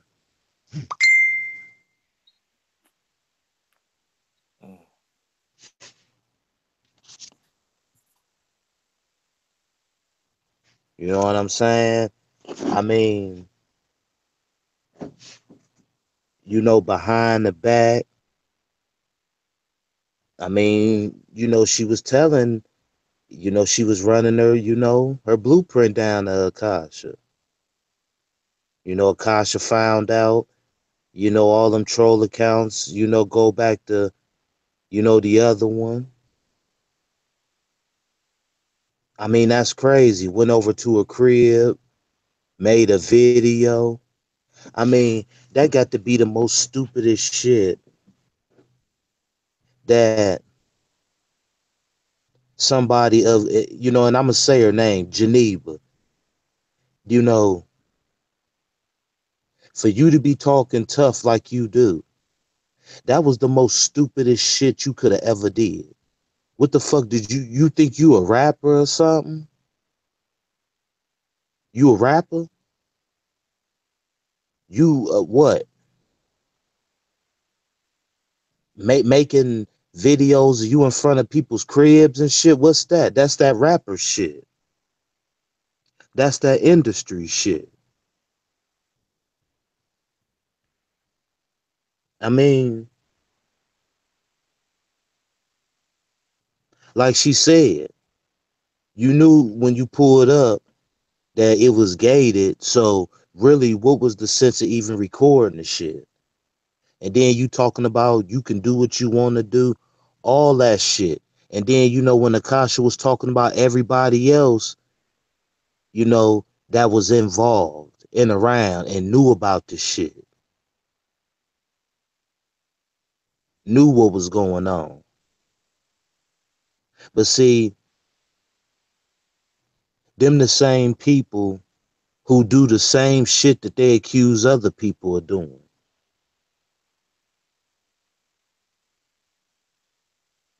Same people who turn around, they do the same shit that they talk about other people doing.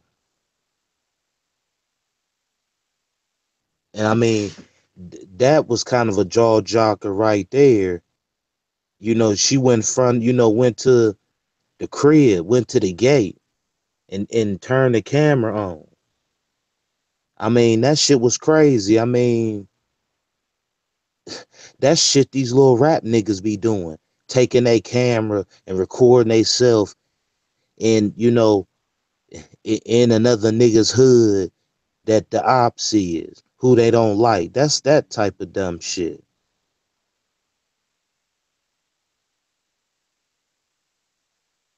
You know what I'm saying? Now, wonder if wherever Akasha live, wonder if that area belonged to the brothers over there. And they would have ran into her over there with her camera on and shit like that. You know what I'm saying? It could have ended up going somewhere else. Doing shit like that to get you killed, man. Wonder if she would have really, if that was somebody's area over there and she over there and they ain't know who the fuck she was and she got a camera and talking crazy like she looking for somebody over there.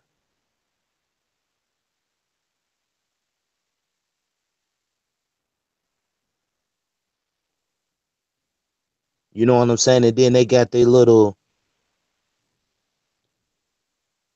they got their little kitty litter relationship going on and shit. I mean, I'm surprised that at Dusty.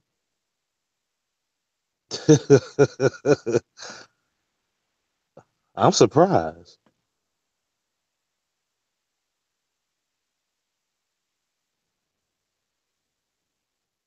You know what I'm saying? I mean, come on, man. I mean, shit.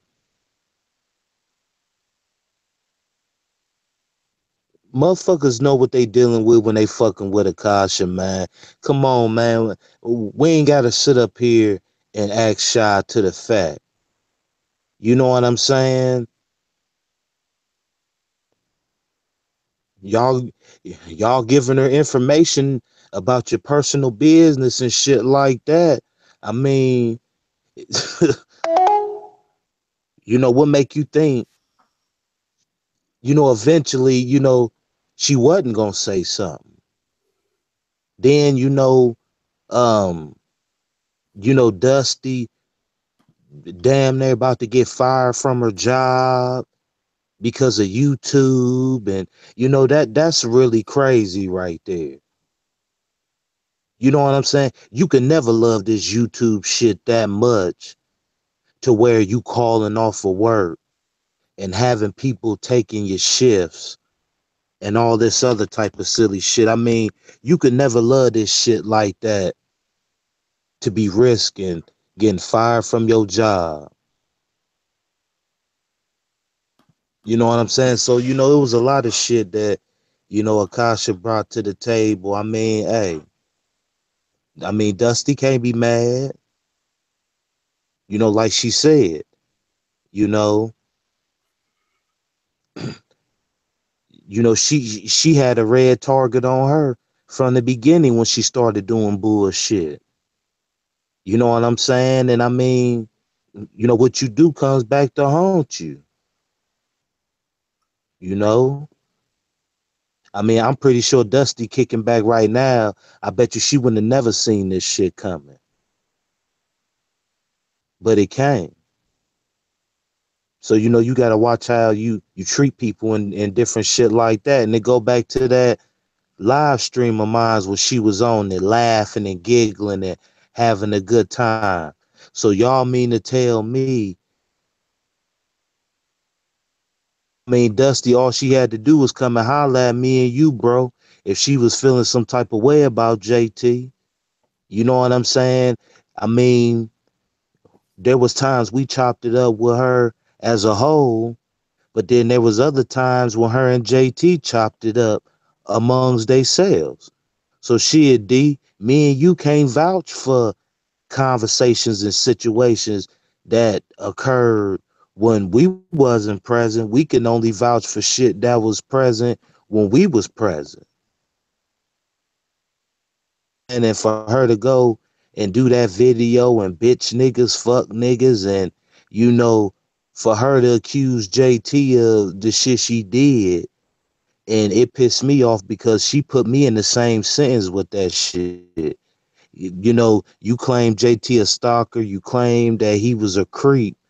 I ain't never been no creep. I ain't never been no stalker. So, you know, I don't want my name tied in with the same word. I wouldn't want my name titled in as the same sentence as the word snitch. Don't put my name in the same sentence as snitch. Don't put my name in the same sentence as creep, stalker, none of that shit, because them is serious allegations. You know, she put us out there like we was sitting back vouching for shit that we never knew about. You know what I'm saying? And I mean,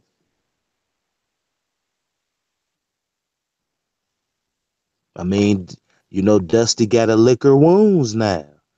You know,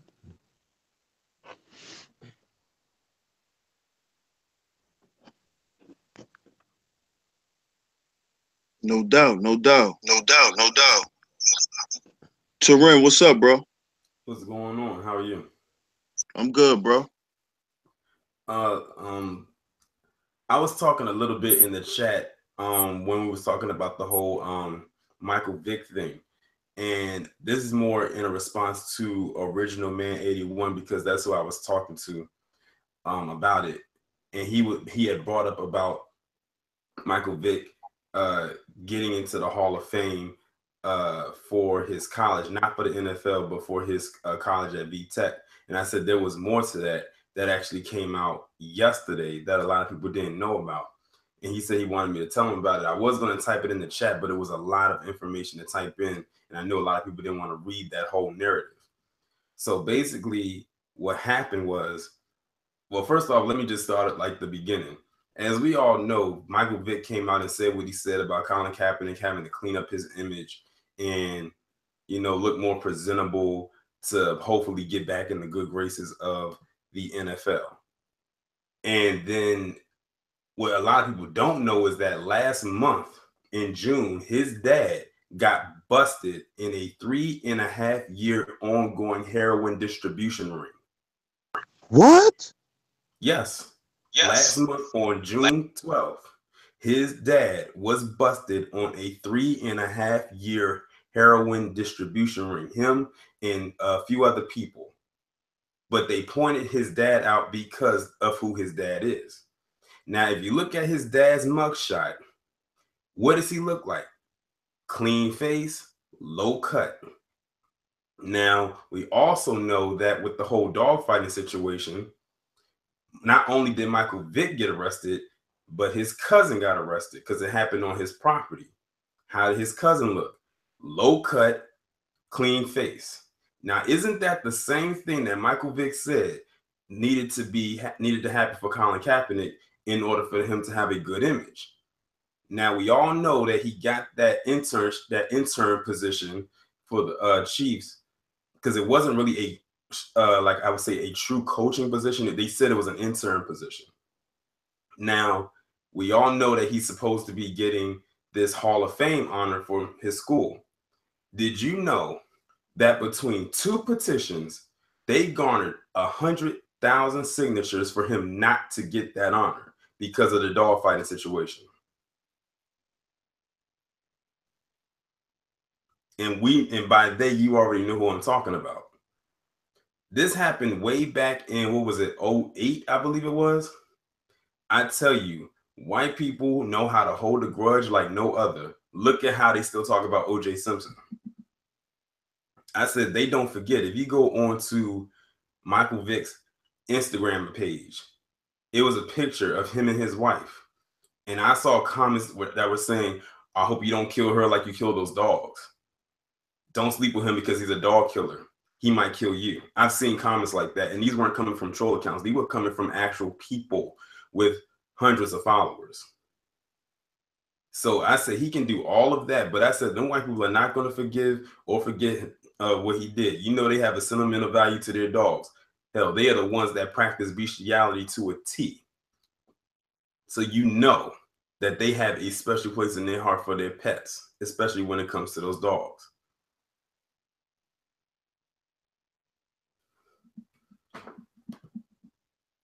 Damn, man. I didn't know that.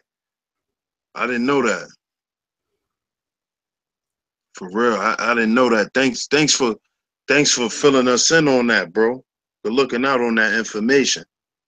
No problem. For real.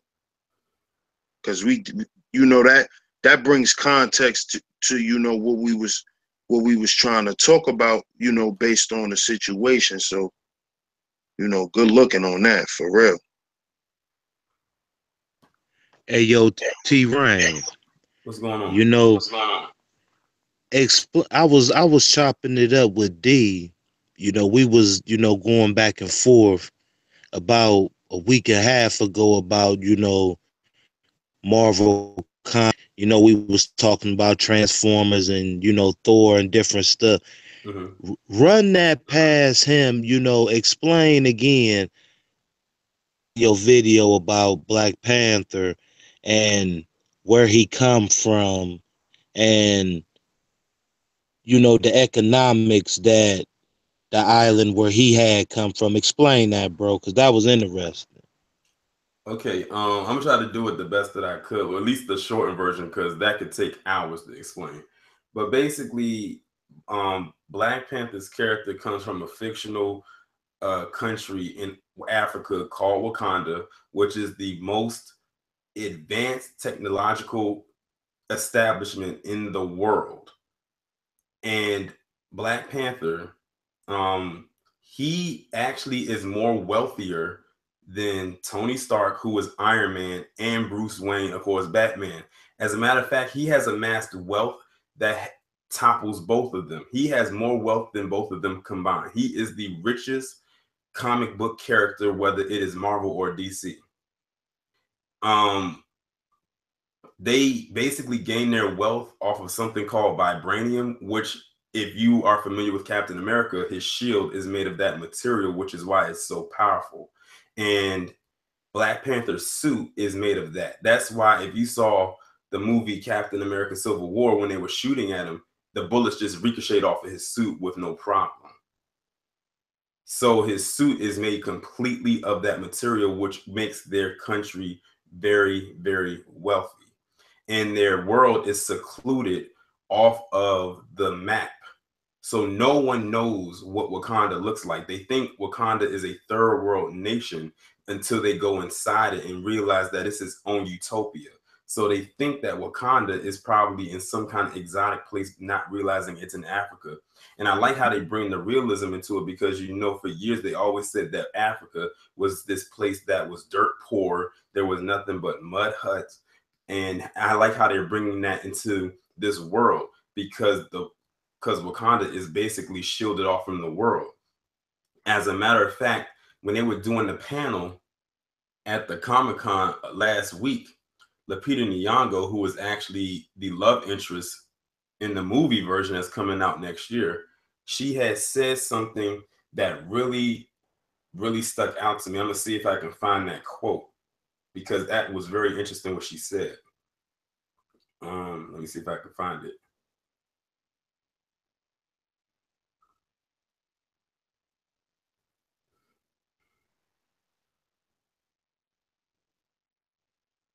Okay. She said, Wakanda needs to know what's going on in the world. The world does not need to know what's going on in Wakanda. That's what she said during the panel.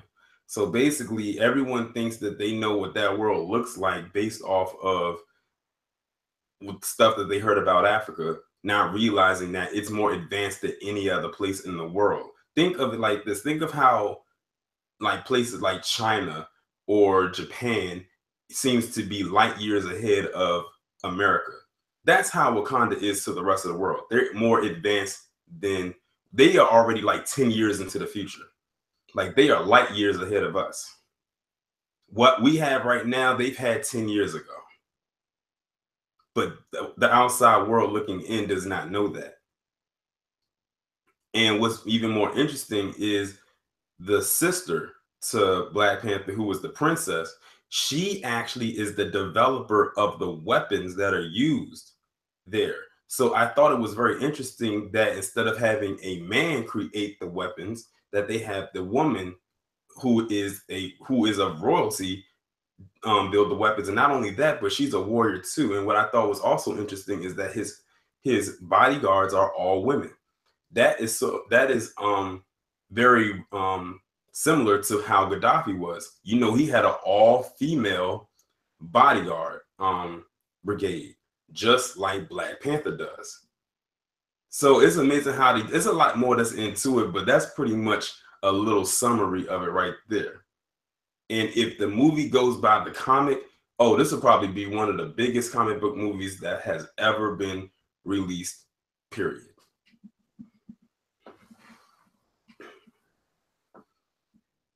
Wow. Yo, good looking on that.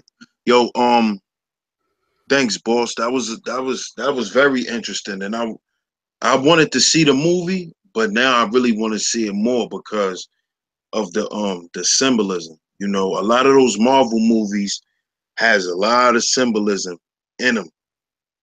You know, so it's always good to always, you know, understand what's really going on, you know. Because a lot of people just watch movies for the entertainment part. They don't really see how, you know, how art really imitates life. So, you know, it's dope how you're really into that stuff and you're really into finding the symbolism in the movies and how they're really speaking to us. You know, that's dope, bro. Yeah, and the thing is, when I look at a movie like that, I keep saying to myself, what if, basically, let me put it in another term, and something else I should have said. Wakanda is basically what would happen if colonialism wasn't a thing. They were basically the only nation in Africa that didn't get colonized.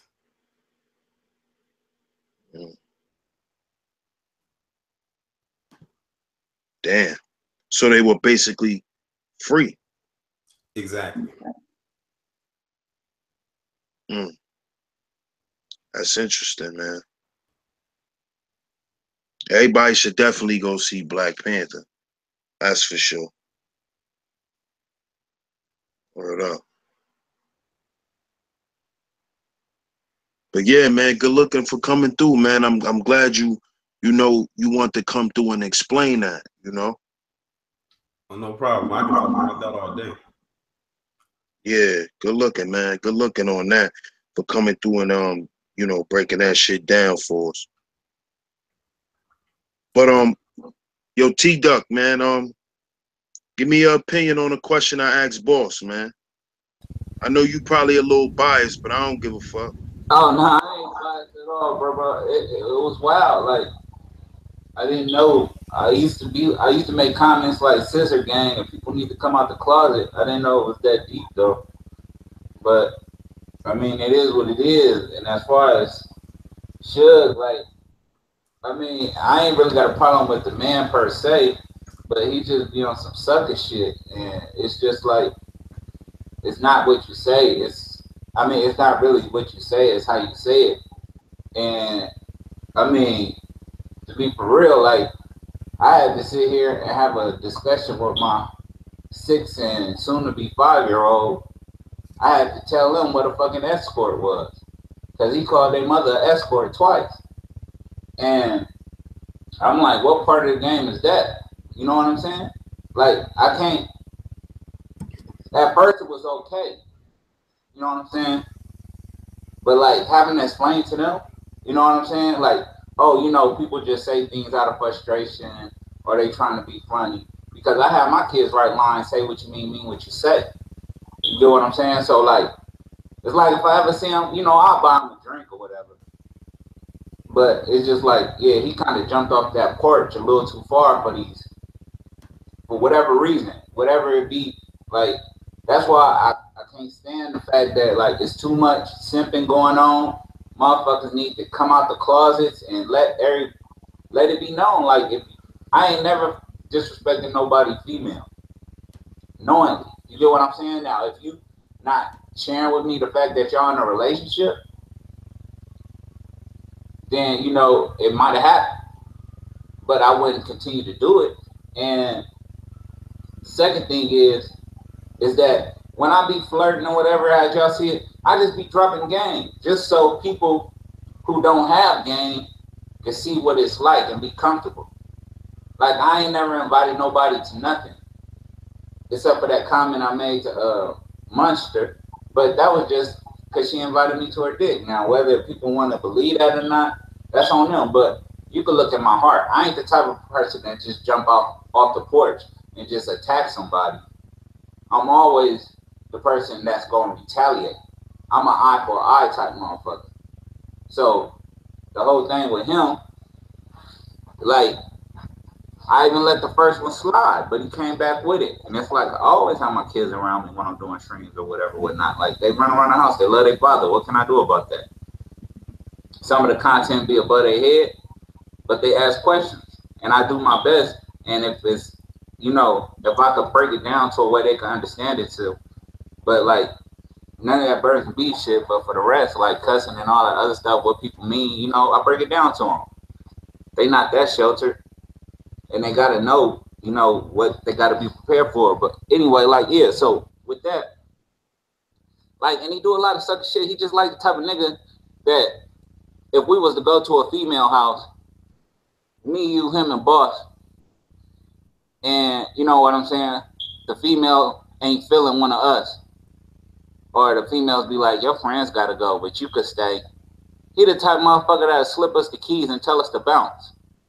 We came together, but we not leaving together. He one of them type niggas. And then he wonder why don't nobody really want to fuck with him. And then he the type that'll dirty Mac you and try to, you know, like when we walk away, if he want one of the females that's feeling us, oh, you don't want to fuck with him. Yeah, that nigga, he's scandalous. And I heard he got something. You don't want to fuck with him. He one of them type. And then, like, when we come back around, he all trying to shake our hands. Oh, what's up, my nigga? After he just did what he did. So he don't, I mean, I see it for what it is. You don't have to see it. I ain't trying to get nobody to agree with me or disagree with me. It just is what it is. Like, but with the whole thing, the whole situation with Akasha, like boss said, Akasha is Akasha. And I don't understand why somebody really like spilling their life stories out to motherfuckers on YouTube. Motherfuckers that be trying to find information about everybody and, you know, stuff like that. Like, I was always taught by my father, information is ammunition. So that's why I say stuff like, I keep females guessing. Or, you know, I tell dudes, you don't know me like you think you do. Like, and that's it. Like, I just think, like, if it had to be done, it had to be done. Evidently, it was in Allah's plans, or the Most High's plans, however you see it. But at the same time, it's just like, I wouldn't be the one to do it. But I understand why the people who did it done it. And I'm just like, I'm stuck on that sucker shit. Like, me and bro was cool, but it was just like, after all that, like, it is what it is. And what's understood need not be discussed. So he could carry on. Like I said, it's cool.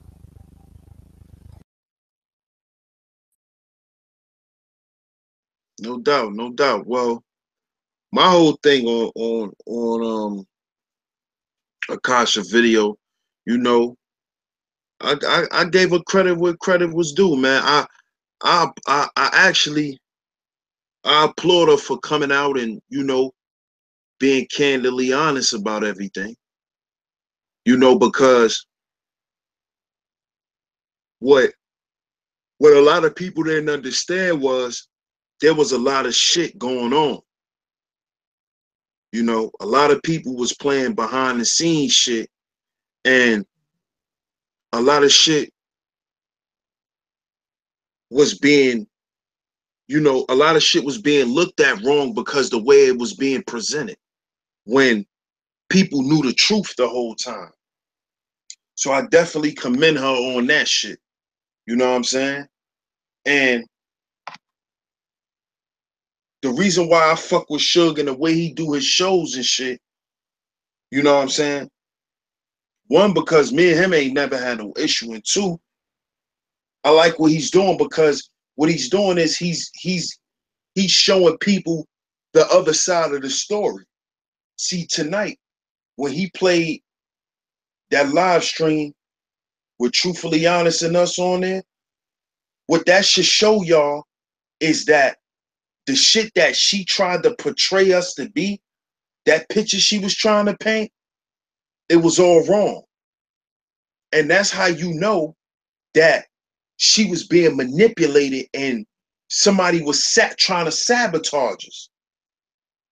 Because as y'all can see, that woman was happy. She was smiling. We was her brothers. We never did nothing to harm that girl. And you could even go to later live streams after that. So it's not like people could ever see that there was a buildup to where people saw that she was getting tired of chilling with us and all of that. It was always good with us, man. She was being manipulated. And everybody could see that now with her deciding to fall back. Because what she's seeing is that she lost herself.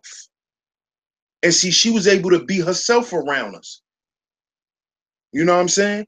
But she let somebody manipulate her to quote unquote promote her platform. See, I know what this shit is all about, bro. I know what it's all about. I know why niggas, come in people chats and fake piece them up and then go in other chats and talk dirty about them. I know what this shit is about. You see, I know what it's all about. This is all about entertainment. So her doing what she did to us was a publicity stunt. That was her way to get her in the door. Because as y'all heard her say on the live stream with us, when the first time she met Lex Vortex, when he was Vortex Unplugged, and a few other people, she came back happily telling us about she met. And from that point on, she had 64 subscribers. So what she was doing was she was building her platform organically. She was doing it the real way. She wasn't selling the fuck out. But see, what she did was she let this nigga manipulate her to sell out, to go the entertainment route. And that's why she at where she at now. You know what I'm saying? And I wish her all the best.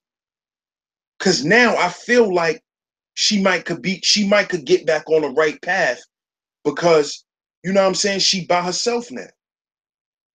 Now she could think, she could see things clearly. So, that's why I fuck with the live streams that he be putting out because it gives contrast to the argument. A lot of niggas like to hear one side of the argument, and because their friends is on one side of the argument, they ride with that one side. You can't tell me you're a real nigga if you just want to hear one side of the story and just run with that one side. And that's what he do. He bring contrast to the argument.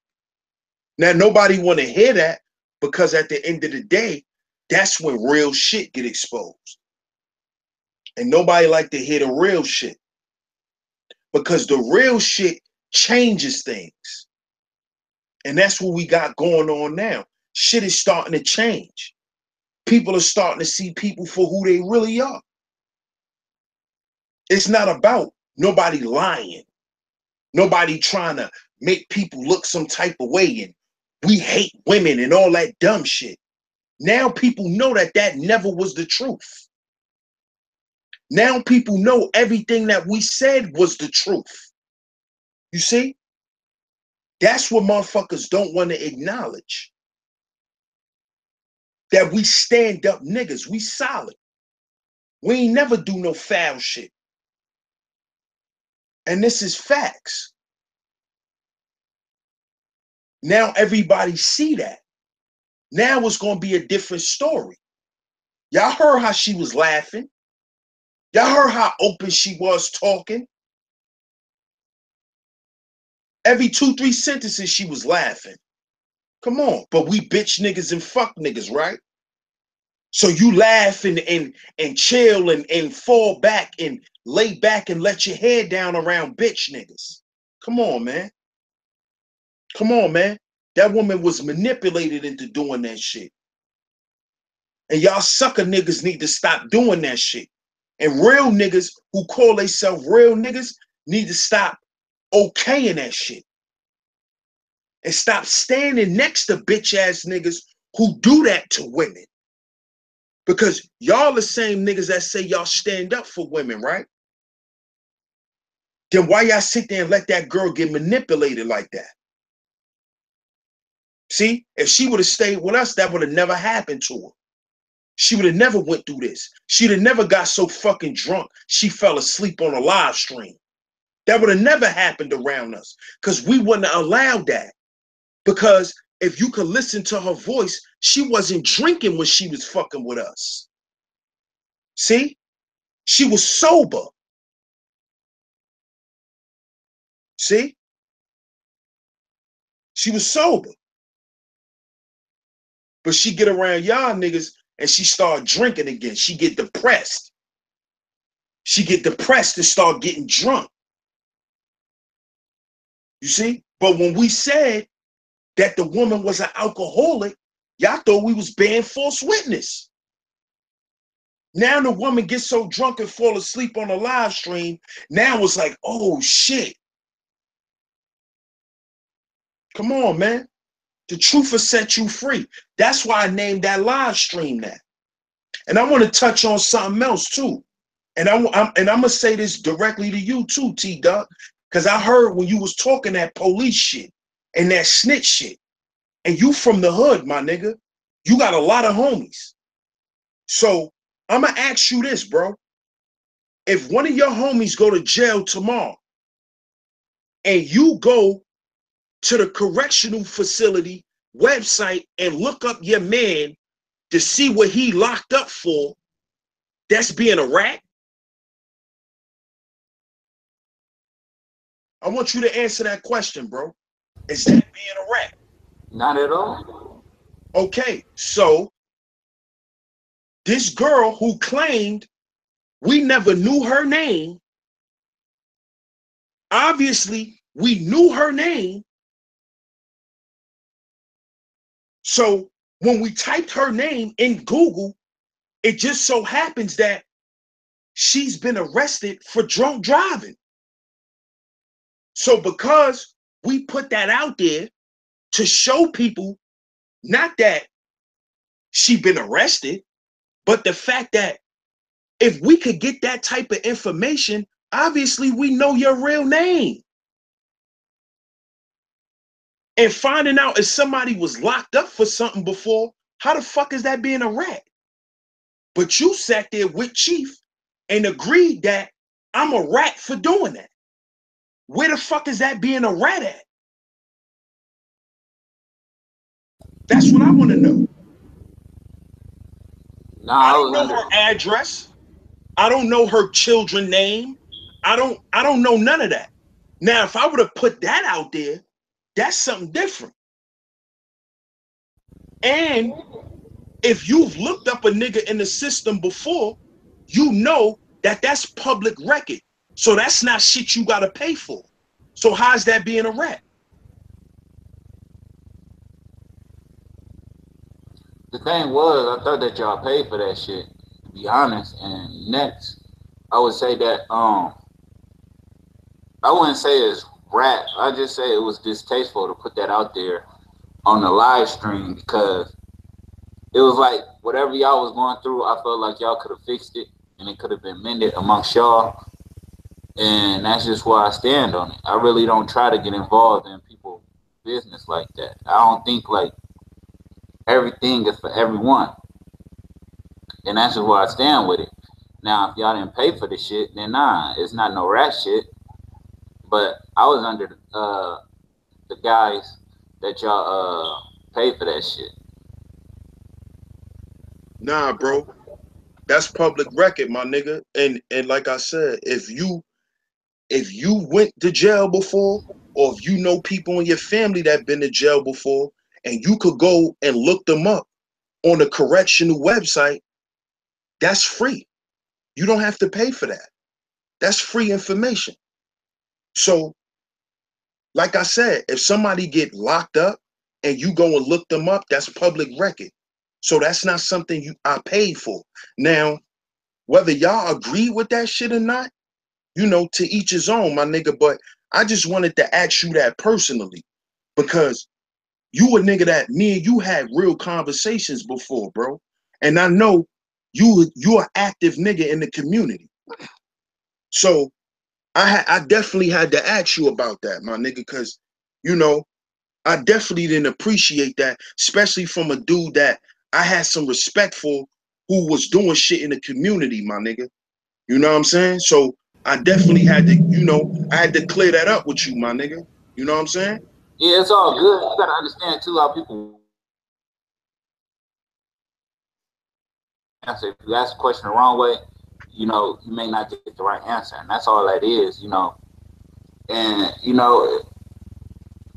I ain't gonna never look at you like no rat or no shit like that. I mean, I know that's where your strong point is. All this other shit, this YouTube shit, sometimes people get out of character, but at the same time, I wouldn't ride around. I wouldn't ride around with you feeling like I'm rolling with a snitch. Like real talk.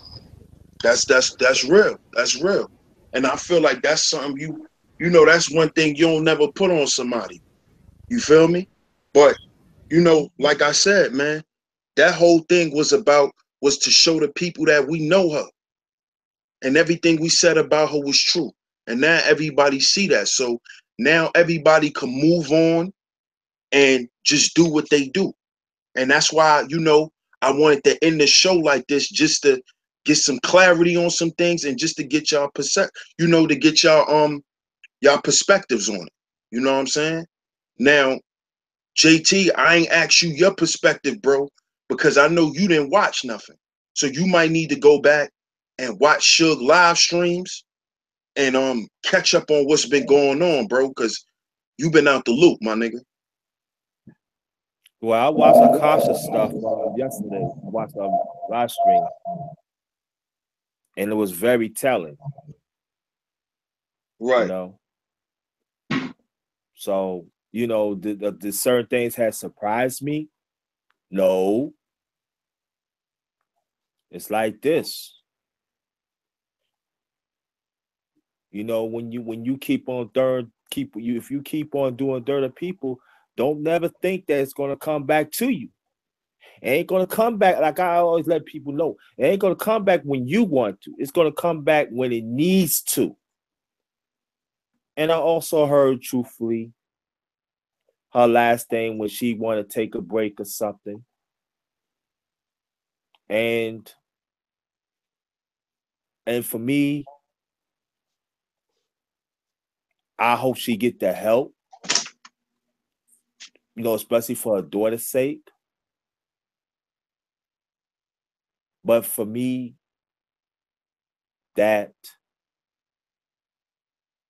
it goes to show that us as a people, including me,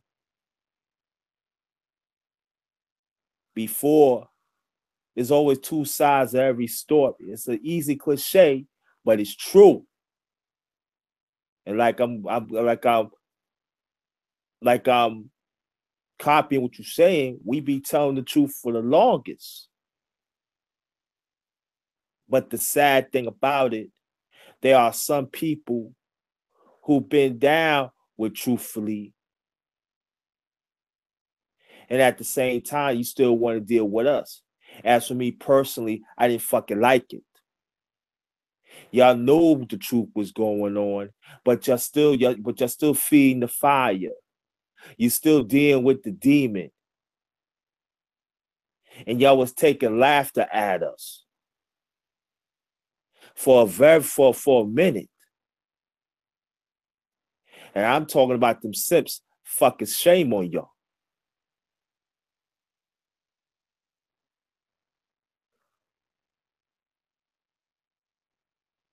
And I'm just glad that I'm gonna watch it. Well, I'm gonna watch the show. Man, look, bro. But the sips. Stupid. It goes to show. Got a long way to go. Bro, fuck all that. Look. all that, you know, far as that snitching and all that police talking, all that type of shit. So, you know, I'm just hypothetically speaking, you know. So right now, if I look up 56 mug shot on Google, I'm a snitch in the police, nigga. Right.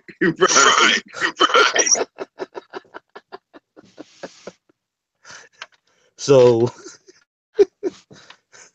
so if I look up Pac's mugshot, you know, but I will tell you what some police shit is though. You know that shit with Akasha, man, you know, that troll account, with her with her whole her whole name and address, kids' names and all that type of crazy shit now. You into that CSI Miami shit right there. You know what I'm saying? And bro, you already remember. You remember, bro, when she sent us when she sent us that picture, you know what I'm saying? You know what with her trucking company in it? Remember that, bro? Facts. Remember motherfucker sent her a picture of the trucks and shit in front of where she work at. And so, you know, that type of shit been going on. You know what I'm saying? So she ain't faking jacks on that. Motherfuckers was sending her pics of where where she work at. You know, the trucks in the parking lot. You know, all that shit. And I ain't talking about no screenshots, you know, for y'all silly motherfuckers listening. I ain't talking about no screenshots from the videos where she did when she was on the lot. Out the way was centered and took. Somebody went there and took them. They was trying to run her off of YouTube with them pictures. See, I'm gonna put it out there. Regardless to if I used to deal with you or not. You know what I'm saying? If you gonna keep it a buck, you gonna keep it a buck all the way. Whether if you still speaking to that person or not. If something is facts, if it come up, it gotta be spoke about. That's how I do it. You know what I'm saying? They was trying to run, they was sending her them pictures, and they was telling her to get off YouTube. They was trying to run her off. So this shit been going on.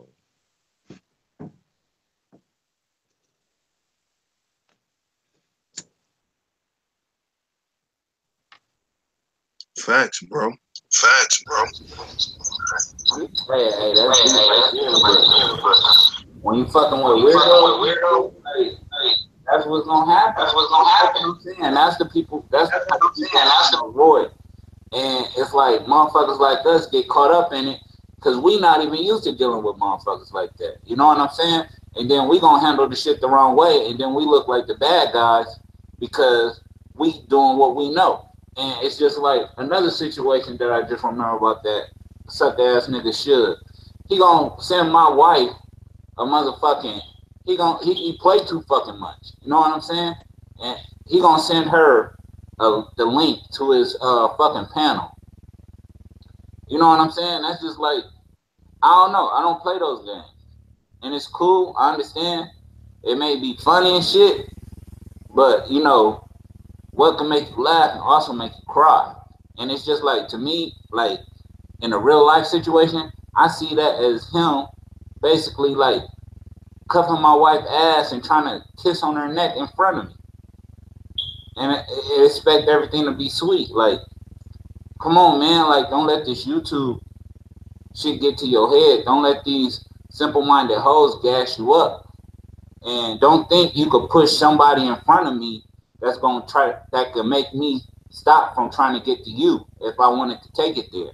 But like I said, I just want to buy the man a drink, sit him down, talk to him, and let him know like he's in violation of a lot of shit. You know what I'm saying? And he need to pipe that shit down because it ain't cool. Like where I stand, and I'm not gonna be like fuck anybody you roll with or any of that goofy shit. I'm just on some real shit, and it's my business and his business, and I just leave it at that. It ain't nothing personal, but violations are violations. That's how I see it. Hey, yo, T Duck, you know what I'm saying? You know, I'm gonna tell you this from a buck to a Cali tree, bro. You know what I'm saying? Real talk, like, yo,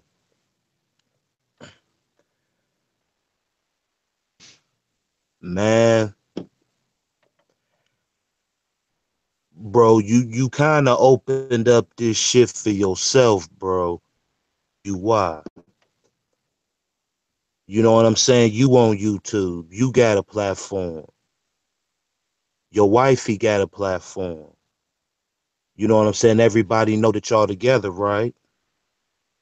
You know what I'm saying?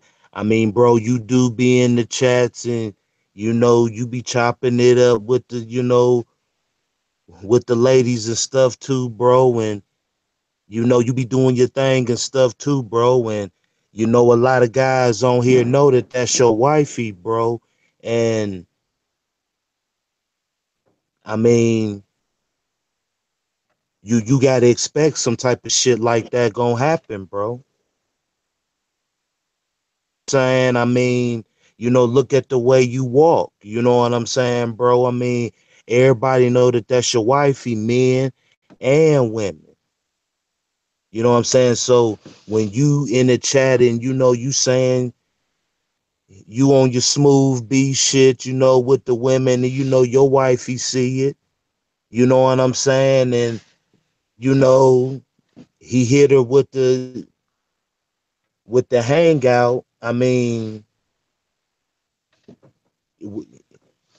for her to get on the panel, I don't think it was. I mean, did he hit her up and you know try to say some bullshit to her, bro? Nah, it's just on the strength that he tried to give it a hang up.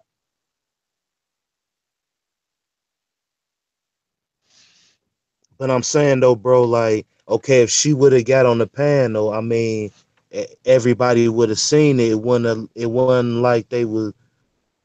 I ain't understanding. Like, you think he was trying to be funny to you, or you know, that's what I'm trying to ask.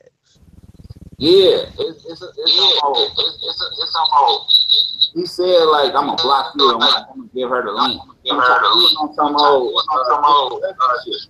It's just like if we had a basketball game and I'm kicking it, politicking with people and everybody know I'm just playing. Like you said, everybody what it is over there. She know I'm just but at the same time, I'm not going to disrespectful to her. You get what I'm saying? Or I'm disrespectful. If I know that that's my female, I'm not about to be flirting with her or whatever. I'm just fucking with her or whatever. I'm trying to keep spirits high. I don't be on no way out like let me get you in the bed, type shit. So Feel you, bro. I definitely feel you on that, bro. I'm just basically telling you when I was just chopping it up with you. I mean, I'm just saying, both of y'all out here, I mean, shit ain't cool. I agree with you, but you know, you gotta expect niggas gonna try. If you feel like niggas he was acting funny towards you, then that's why I'm saying, you know, niggas gonna be funny, bro. That's all I'm saying. You gotta. I ain't saying that it's cool, but you got to be prepared for that type of shit, bro.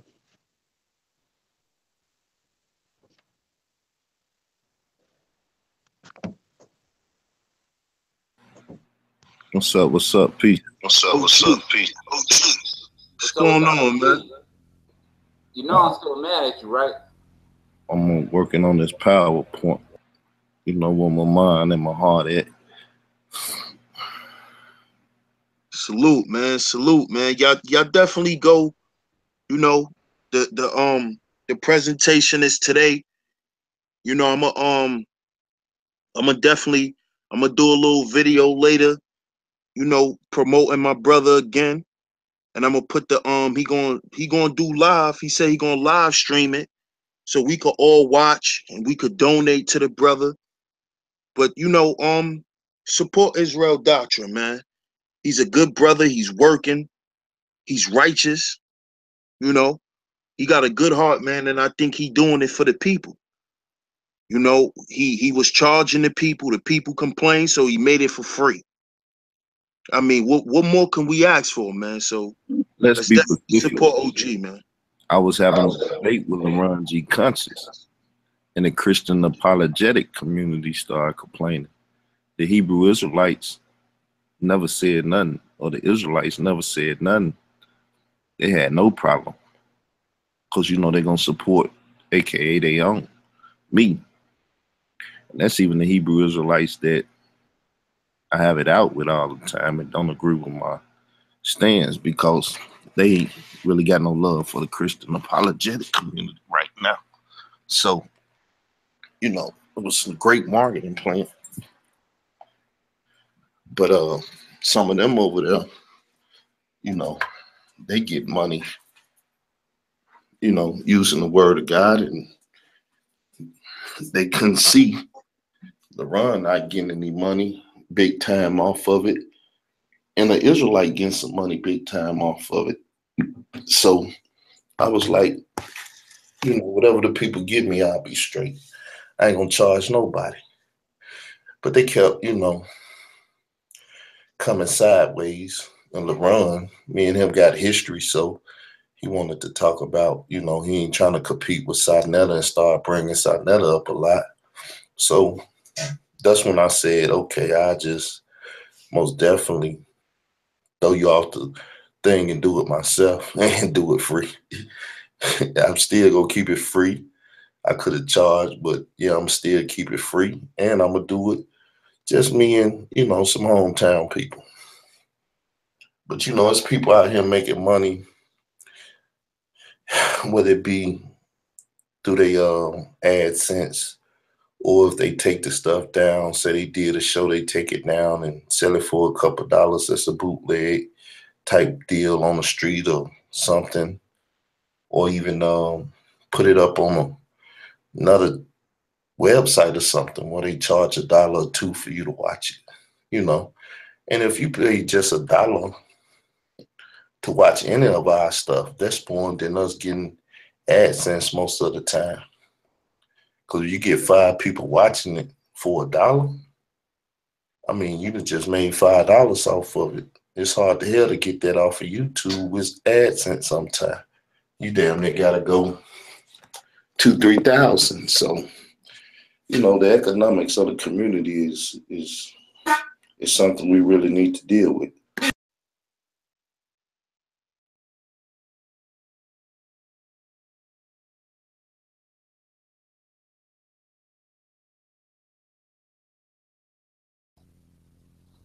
Hey, that's good money, big bro. I'm definitely gonna figure out how to get to what you're doing and support you. Man, you just gotta stop being so goddamn hard headed and bullheaded, man. Sometimes the little bro know better than the big bro. man, leave them motherfuckers alone. I'm glad you made that move you just made. Like, the motherfuckers don't mean you no good. They're gonna try to tear you down every chance they get. Just stay in your shit. You know what I'm doing? Just stay in the word. Stay pumping that. Like, you don't need them.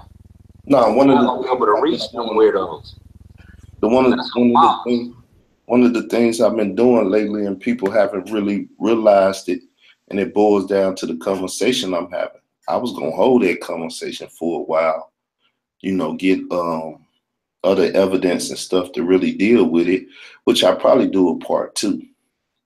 Is the Sonetta TV brand has been used as a propaganda machine, with AKA One West Hebrew Israelites in the Kemetic community making Israel look like the worstest thing you want to see or deal with, right?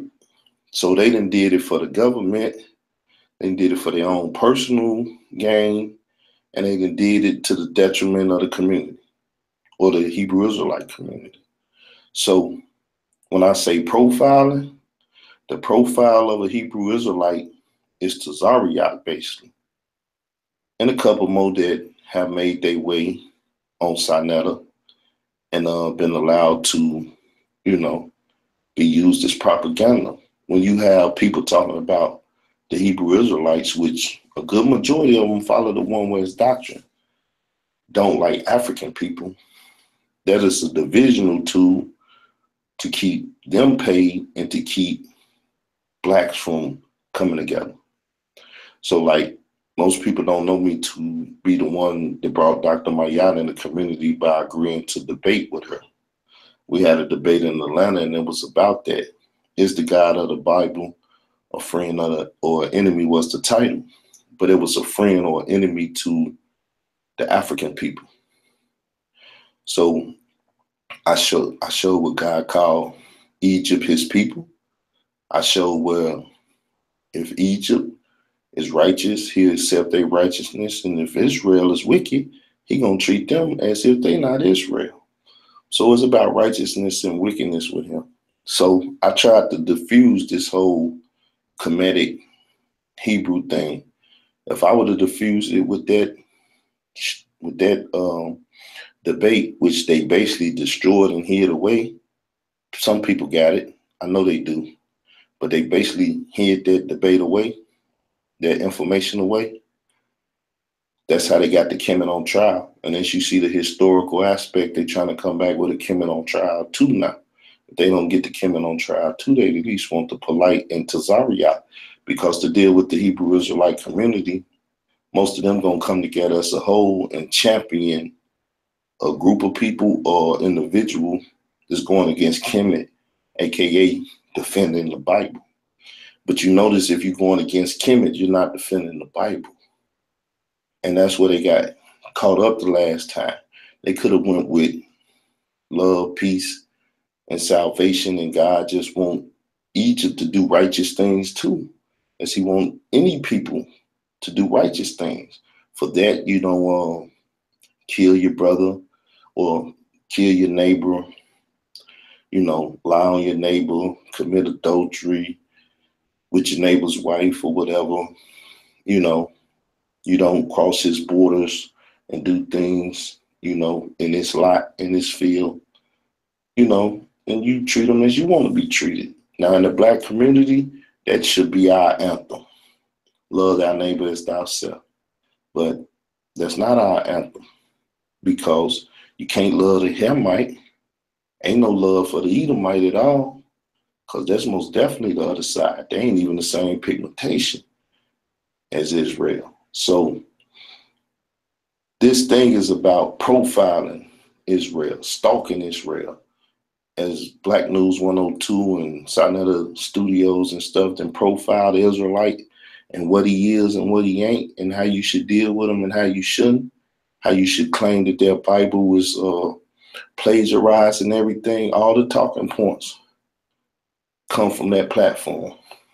And eventually, a Gentile European white man by the name of James White took advantage of the publicity of that, debated a brother by the name of Rakar from the GOCC, And now you have these Christian apologetics that's running around profiling them off of the Sinetta profile and their own personal YouTube pages off of their profile, profiling every one of them. Like even myself, they want to call me a Hebrew Israelite. They want to say, well, you know, you teach the same thing when we know it's not the same. They don't even claim me to be a Hebrew Israelite. They say you're a Christian.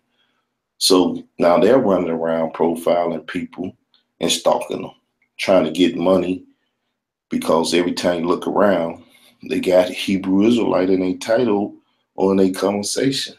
So as the black man is, which I say the black man is Israel, the black man, they use us for prison incarceration, stealing our organs and everything.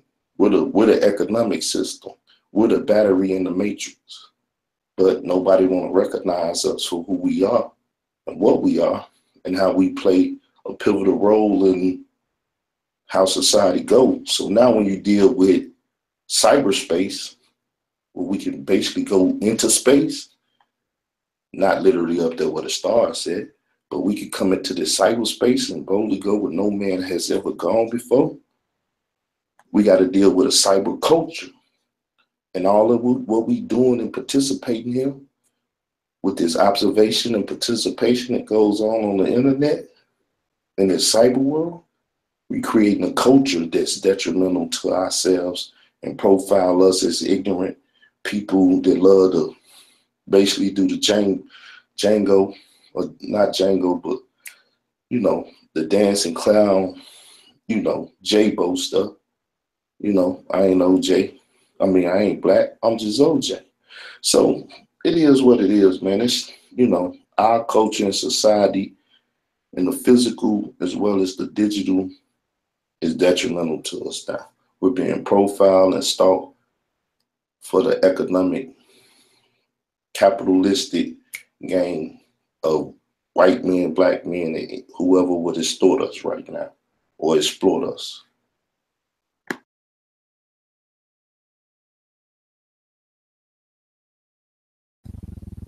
That's real spit, bro, brother. I'm just like, fuck all of them, man. You know what I'm saying? Like, we gotta understand, when it comes to the book, we can't be spreading these false narratives, and we can't talk about, like, we can't be selling ourselves out. We can't condemn ourselves to lesser in terms for economical gain. We gotta understand, when motherfuckers say time is money, they really mean time is money. That's some true shit. Why? Because a skilled man always has a way to make money.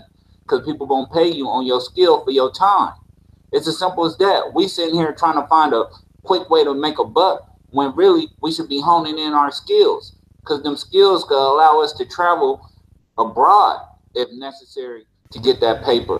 So once we become skilled and we understand that the skilled man makes the dollar, then we'll start trying to work at skills rather than trying to make a quick buck and listening to these get rich quick prosperity motherfuckers. And that's what they turning the whole Israelite thing into, prosperity preaching and shit. Man, it ain't never been like that. Go to 2 Peter's first chapter, verses 4-8. That's the steps or the keys to righteousness. All that other shit is irrelevant now, bro. Situation with Sinetta TV that those guys over there deal with prosperity, but Israelites as a whole don't deal with prosperity. They deal with nationalism. They call themselves the nation of Israel, where they try to deal with that because they even got a thing called Hebrew Israelite Nation. So they try to deal with nationality and nationhood, right? Nationalism. So like me, I coined the phrase, and other people might try to play with it a little bit, but particularly I said Israelite nationalism, right? Based off of Malcolm X, black nationalism, because to me, black and Israel is interchangeable. So if you say black liberation, I say Israel liberation. If you say black theology, I say Israel theology. If you say black power, I say Israel power.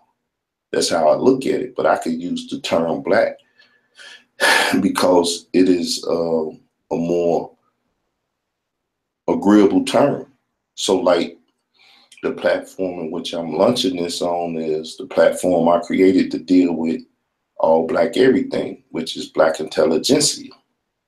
which is a platform more so suited to deal with like the Black Power community or the Black liberation community, or the Black revolutionary, or whatever have you that you want to put Black on. So yeah, they might be doing that, but all in all, it's about nationality and getting back to the land. In 1948, around that time, that's when Zionism was birthed, and they went back to the land. Those people that call themselves Jews today, they went back to the land. Zionism was coming about, and Pan-Africanism was being born around the same time. But what people don't understand, that Zion is in Northeast Africa. So when them people that say they scattered, though they're not Israel, but they try to use the paradigm and the prophecy that they're scattered throughout the diaspora, and they trying to get back to Northeast Africa. Marcus Garvey would at the same time be talking about the diaspora and trying to get back to just the landmass of Africa. He wasn't specific about the Northeast part, but that Northeast part is a part of the landmass. So, there's a lot of history and a lot of stuff to be dealt with and talked about, but you don't get it because the major platforms use their Hotep Ultra and keeps you in peaceful Kemet, loving Kemet, balance and Mayat, and while you sitting there in Kemet bliss, shit, the world is going crazy, and you just walking around, Hotep, everything is just lovely in Kemet land.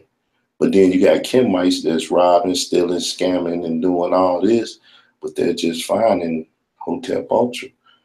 No Kemites is robbing us. They're not doing this. When they're the major community, just causing the most problems in the community. Big bro. Let's This see. is all. I understand you're a grown ass man. You ain't gotta move, and you ain't gotta justify any of your moves. I get that. I was wrong for that. But at the same time, if you're gonna make moves, make sure you got motherfuckers with you that's gonna be solid. Don't be running around here with these half in, half out ass niggas that'll leave you. You know what I'm saying? You standing tall and they ready to break at the sight of trouble. You get what I'm saying on some real shit though. But I never run with crews, cliques, outfits, No, I get that. squads, and stuff like that. Just have some solid motherfuckers around you. You ain't gotta be a crew. You ain't gotta be a clique. Just motherfuckers that got raised right by their parents that know if you step into a scene with somebody, you know what I'm saying? Y'all ride it out together. You feel me? That's all I'm saying. I understand where you coming from. I mean, it's all good. I let every man, woman, and child do what they do. I mean, life is what it is, man. I don't trip about the seasons that people in my life are out of my life. Like I said, my mother's dead and gone, my father's dead and gone, but I just see them as somewhere that I can't make it and talk to them and deal with them right now. I don't see them as quote unquote as other people see the dead. I don't see them as dead. I just see them away from me because I done spent time where I was around one and not the other, and vice versa. So it's seasons that people come into your life, they contribute to your life, and then they might end up literally dead. They not even here no more or anything. So I don't rely on anything outside of myself. I just deal with it as it go. Like me and DS1, we float, everything cool. One day, shit might be ugly, crazy, and turmoil. You never know. But, you can't look for that. You expect the worst and hope for the best, but it's life, man. I mean, I trust people as far as I could throw them. See, one thing we got to realize on this internet too, and out here in this space, just like the Matrix, depending on one's disposition, they may end up being the agent ass nigga. You know what I'm saying? So even if you try to put your faith in somebody that closely or that deeply, you might be putting yourself in a position with an agent ass nigga.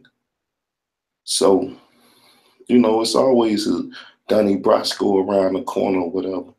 So the thing is just be true blue and live your life to the fullest, whether if it's in the real world, reality, physical world, or in the spiritual world or the cyber world, which is a whole nother realm. We're gonna meet and pass a lot of people in this cyber world that gonna be here for a second and gone tomorrow. I done seen Facebook friends that was around for 2 years. On the third year they did now. And they was young. It wasn't like they were 70 and 80 years old on my channel. I'm talking about 40 and 50-year-olds that was on my page for 2 years, and they family on their wall talking about rest in peace now. So you would think like, damn, that was my Facebook friend. They was 40, 30 or something. Shit, we'll be friends for the next 10, 20 years. And they dying too. So you know, you never know. Situations take people out your life. That's just it. You gotta learn how to cope. That's how I do it. That's real, man. And you know, with that being said, man, my whole thing is the responsibility is left up to the viewers. See, if they could persuade the viewers to think a certain way, then the narrative is gonna always work. So that's why y'all tuned in to Sheep Stay Sleep TV. I want to thank y'all for tuning in tonight. You know, this was just a little free talk, a little open hangout. I'm glad OG came through. You know, definitely get to promote his show.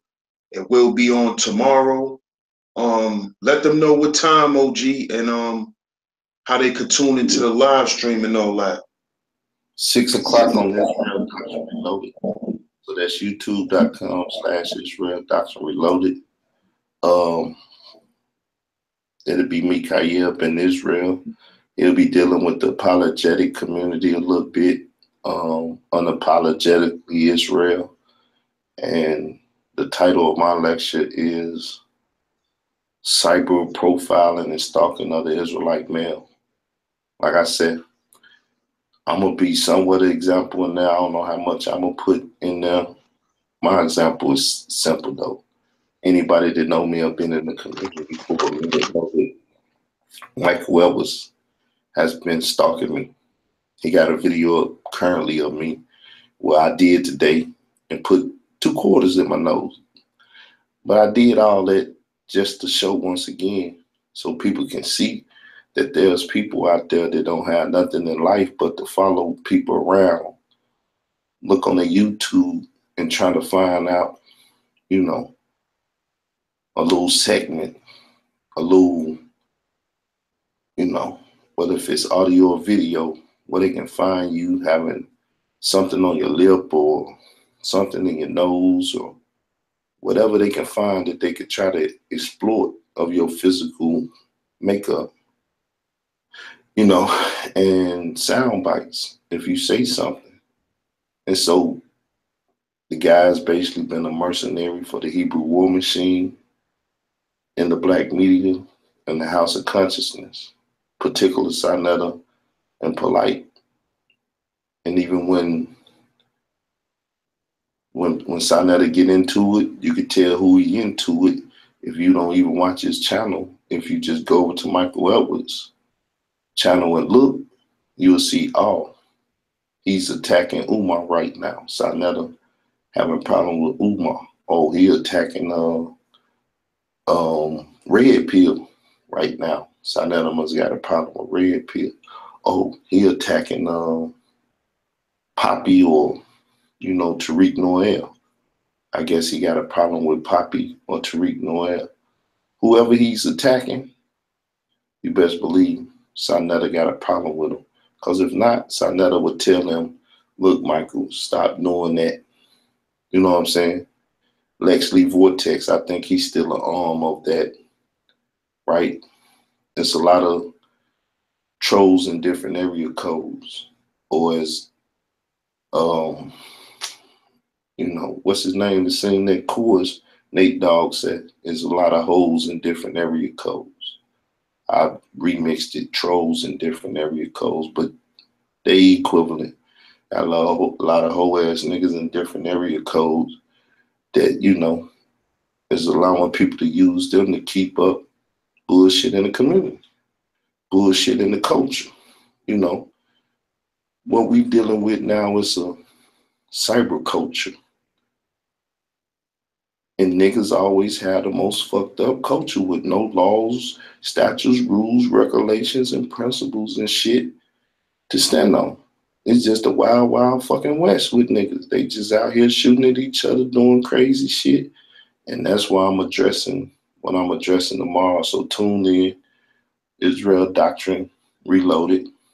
Just type it in or go to youtube.com and type in Israel Doctrine Reloaded. And at 6 o'clock, we going on. There's 2 speakers for show. And we're going to try to drop as much information as possible.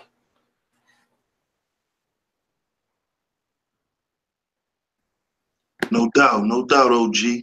So, good looking out on coming out tonight, everybody. This was a good show, man. Make sure y'all go tune in. Israel Doctrine Reloaded tomorrow, 6 p.m. Tune into the event. Drop something in the donation box. Let's show our appreciation for the real, man. So y'all just been tuned in to Sheep Stay Sleep TV, Sheep Stay Sleep Live. I'm your host, DS1 Ross. Few sheep stay sleep, wise ones awoke. I'm gonna holler at y'all later. Peace out.